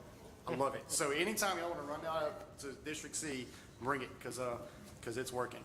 And then lastly, I'm going to ask Councilman Lewis, how did you get the money for your scholarships? I started out at our house of worship and just spreaded the word from there. Yeah. So somebody helped him acquire those funds, right? Somebody helped him do that. I am giving away probably 1,000 swim lessons this year. Somebody's helping me do that. Today is Give NOLA Day. You just heard from 3 nonprofits. I need to help you because I just heard you speak. I lead with my heart. I try to use my brain, although I missed 2 of the questions that the lady from the tree board asked. That was horrible. But I absolutely love this community because we do put people first and we help each other. And so please, I encourage everyone, if you have the means, find somebody to help and help them. It'll change the world. So thank you all for that. Thank you, sir. Appreciate it. Moving on to District D, Councilwoman Ludwig. Okay, I'm going to keep it short. It's really late. I was going to say what Joey said. Obviously, we love James Samaritan. Kim left. But anyway, Boys and Girls Club of Covington. I think I saw Larry with the flyer. He's going to talk about, okay, yeah. The ribbon cutting. Anyway, we all love Boys and Girls Club. We all love all of our nonprofits. But I'm very excited that they are doing a ribbon cutting for a teen center, which is fueled by Chevron. So talk about good community partners. Chevron is excellent for that, not with just the Boys and Girls Club, but many. But we always talk about Boys and Girls Club being for younger kids, and I'm thrilled that they are going to now offer something for some older kids as well.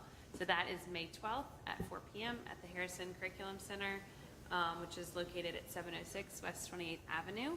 And also, I guess, St. Tammany, still in my district for the next few months, hospital.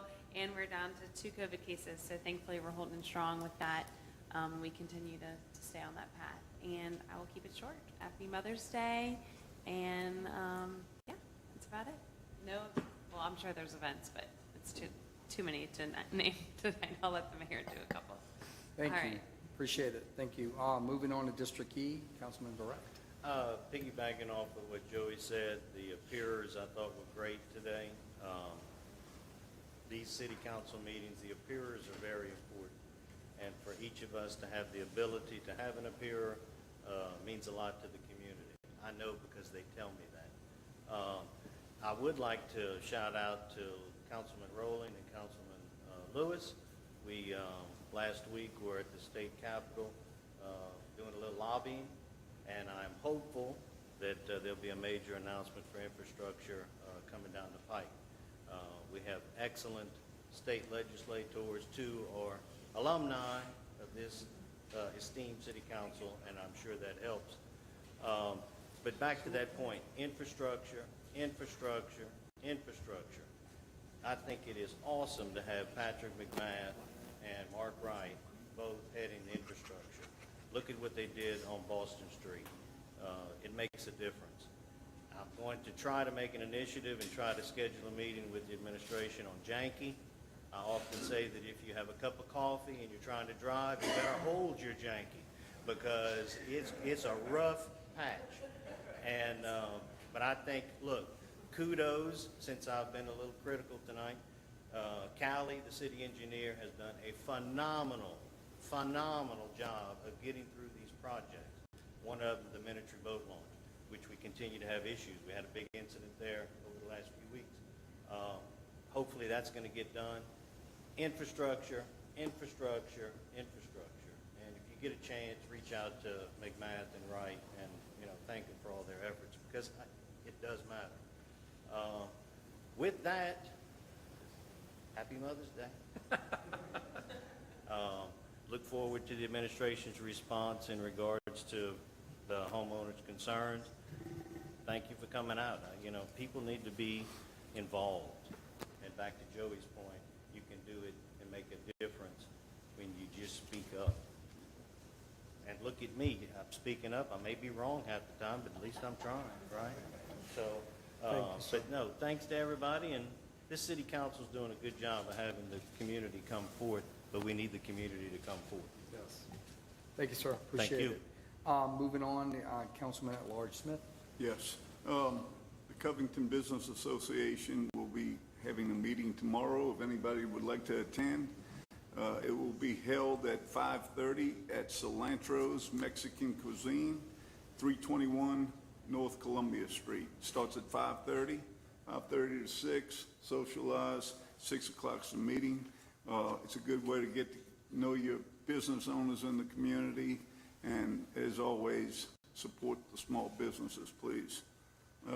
I do have 2 requests. I'm going to keep it real short. Both are requests to administration.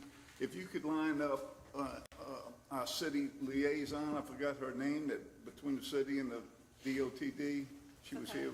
I can't remember her name. I've had a resident, several of them, complain to me about the bridge on Boston Street coming in from Claiborne Hill. I had somebody present an idea and said, well, y'all just don't know how to get people to drive correctly. It's called a zipper merge. I've never heard of a zipper merge, and I've been driving for 60 years, right? But I said, okay, fill me in. And it makes a lot of sense. But I guarantee you, nobody, heck, most of y'all said. We actually requested a zipper merge sign on the bridge. Good. Well over a year ago, and DOTD indicated that it was not an approved sign. Now, we can order one off the internet, and you and I can go out there in the middle of the night and stick it up on there. Or we could stand at Lee Lane with We got to get a permit. because it's the same people Or driving it all the time. There's a great, a great graphic that the DOTD put out. I think I shared it. The sheriff's I'm a big zipper merger, and people fuss at me all the time. Okay. It's the most efficient but- way. Everyone needs a zipper merge. Councilman, to your point, we specifically requested. I didn't know what the zipper merge was. I was like, I don't know. I give. All right, my second request, let's see, and I've had quite a few residents that like to exercise in our parks. We have some beautiful walking tracks now, Nose Park, Bougainvillea Park. They're requesting signage that shows the distance in feet, 1 lap equates to what distance, kind of thing. I think that's appropriate that we could do that for them. And other than that, that's just 2 considerations. And we actually have an Eagle Scout project on 15th Avenue that's going to do that very same thing. So this might be an opportunity for us. Amy Tucker does a fantastic job of coordinating Eagle Scout projects throughout the city. I don't know if you know that, but she's sort of our liaison that does that. And so maybe we can tie that into, instead of just us going out there and doing it, we can kind of include them. Yeah, and let you know too, like on the trace, what they do is they actually spray paint a placard onto the ground. So there's no signs or anything like that. It just tells you each quarter mile distance. Okay, well, that's all I have. Thank you, sir. A couple of things just real quick. May 30th is a Memorial Day. I think Councilman Boxman mentioned that. The city of Covington will be having something at the Bogopalai Hall. I'm not sure exactly what time. Is it 10 o'clock? That sounds probably about right. Okay. So the public's invited to that. So keep that in mind. Also, the business community, like Rick was talking about, is so important to the city. So keep them in mind to support them. Also, we have 2 birthdays that are coming up. May 22nd, we have Council Clerk Joanne Rucker and also Councilman at Large Rick Smith's birthday, right? Happy birthday to both of you. But before I break to the mayor in a minute, one thing I wanted to mention, I know tonight we had a lot to talk about tonight, and we appreciate the public's input and each councilman's input. But this city is a great city, and I think everybody up here loves this city and has a great heart for this city. I know the administration does the same. So again, we end all this, we end this together. So that being said, I'm going to turn it over to Mayor Mark. Thank you, Councilman Rowling and members of the council. For the city of Covington, the past couple of weeks have been marvelous and productive. The hard work and focus of our city engineer that you had mentioned, Callie Baker, and our Public Works Department has led to several engineering and construction contracts being executed. For the Dutch Alley Harrison Street Drainage Project, we have selected the engineer. For the Minetry Park Boat Launch Slips and Pier, we have selected the engineer. For the citywide bridge inspections, you know, we're having nationally and statewide a problem with bridges. We're required to inspect those bridges on a regular basis. We have signed that contract. And we have also executed the engineering contract for the capacity study of the wastewater treatment plant.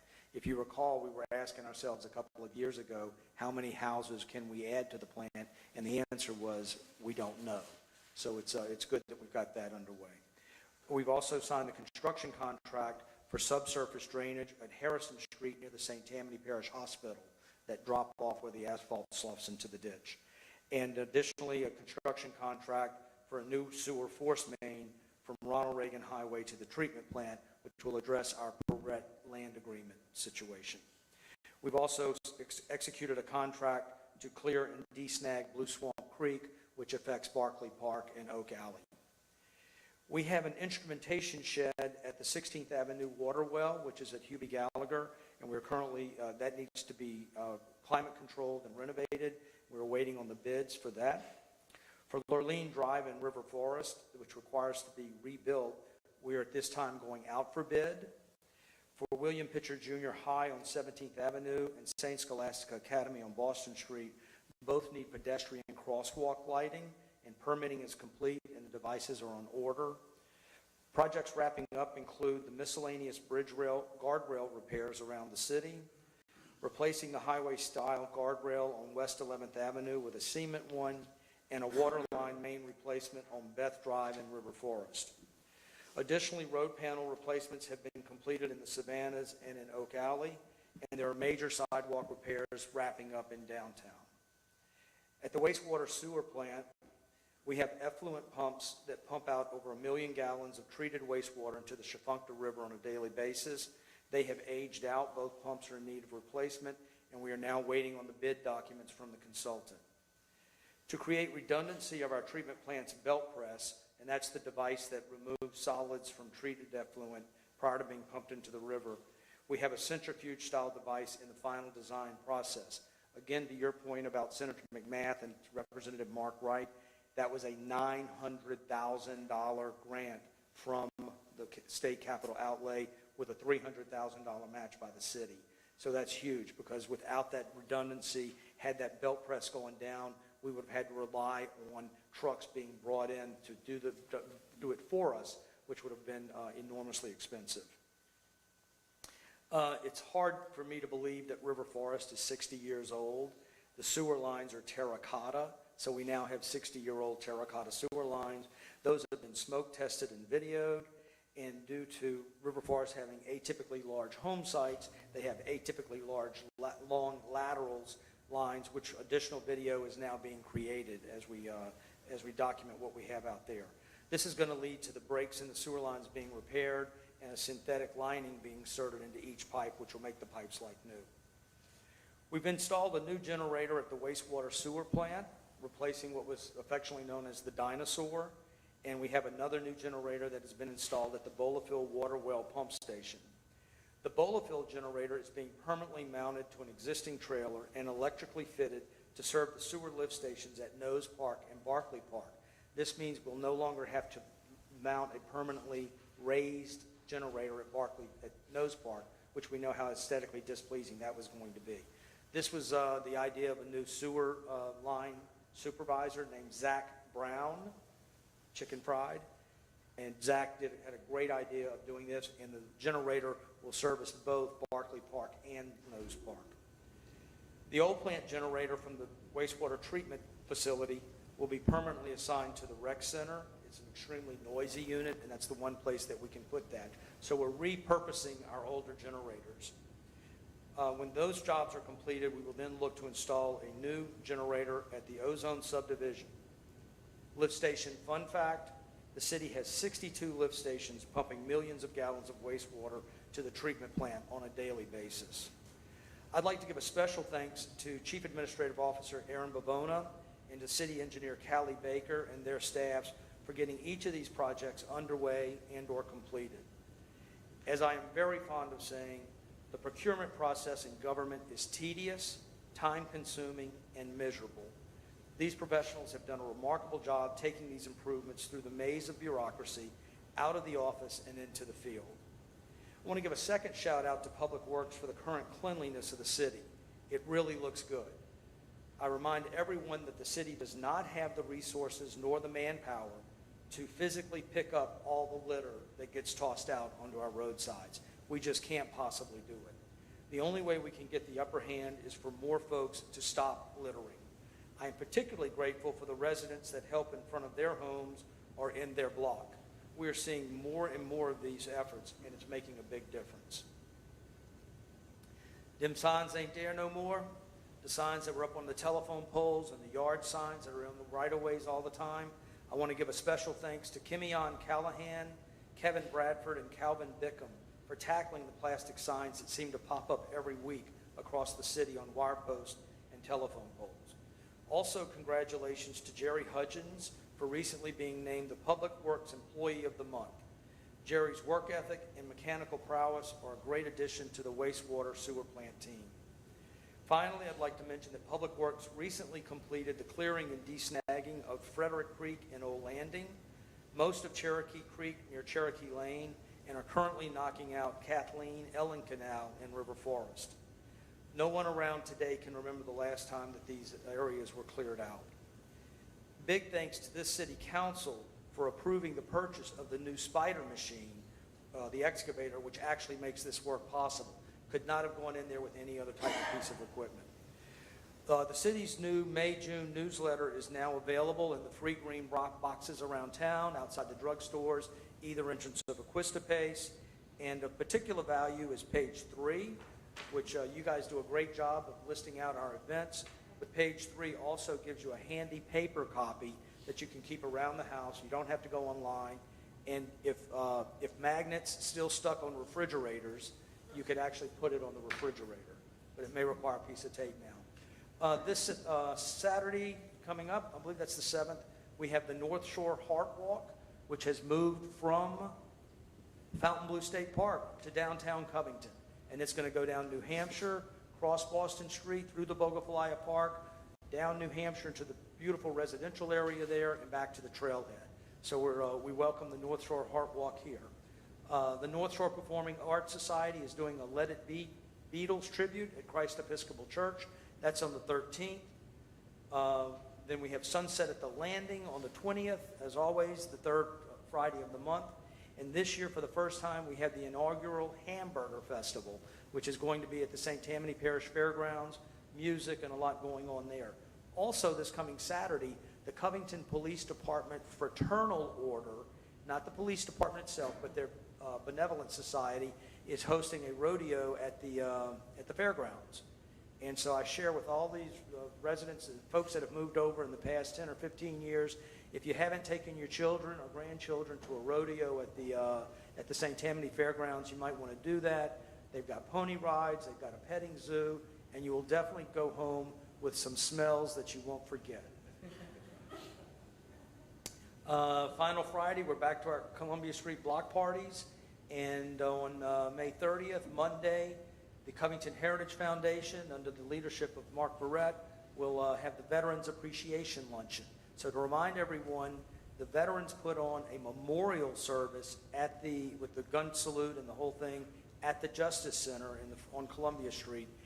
This is just the Veterans Appreciation Luncheon afterwards. All veterans and their families are invited to come for a nice free meal. And we always thank Coastal Environmental Services for putting that together.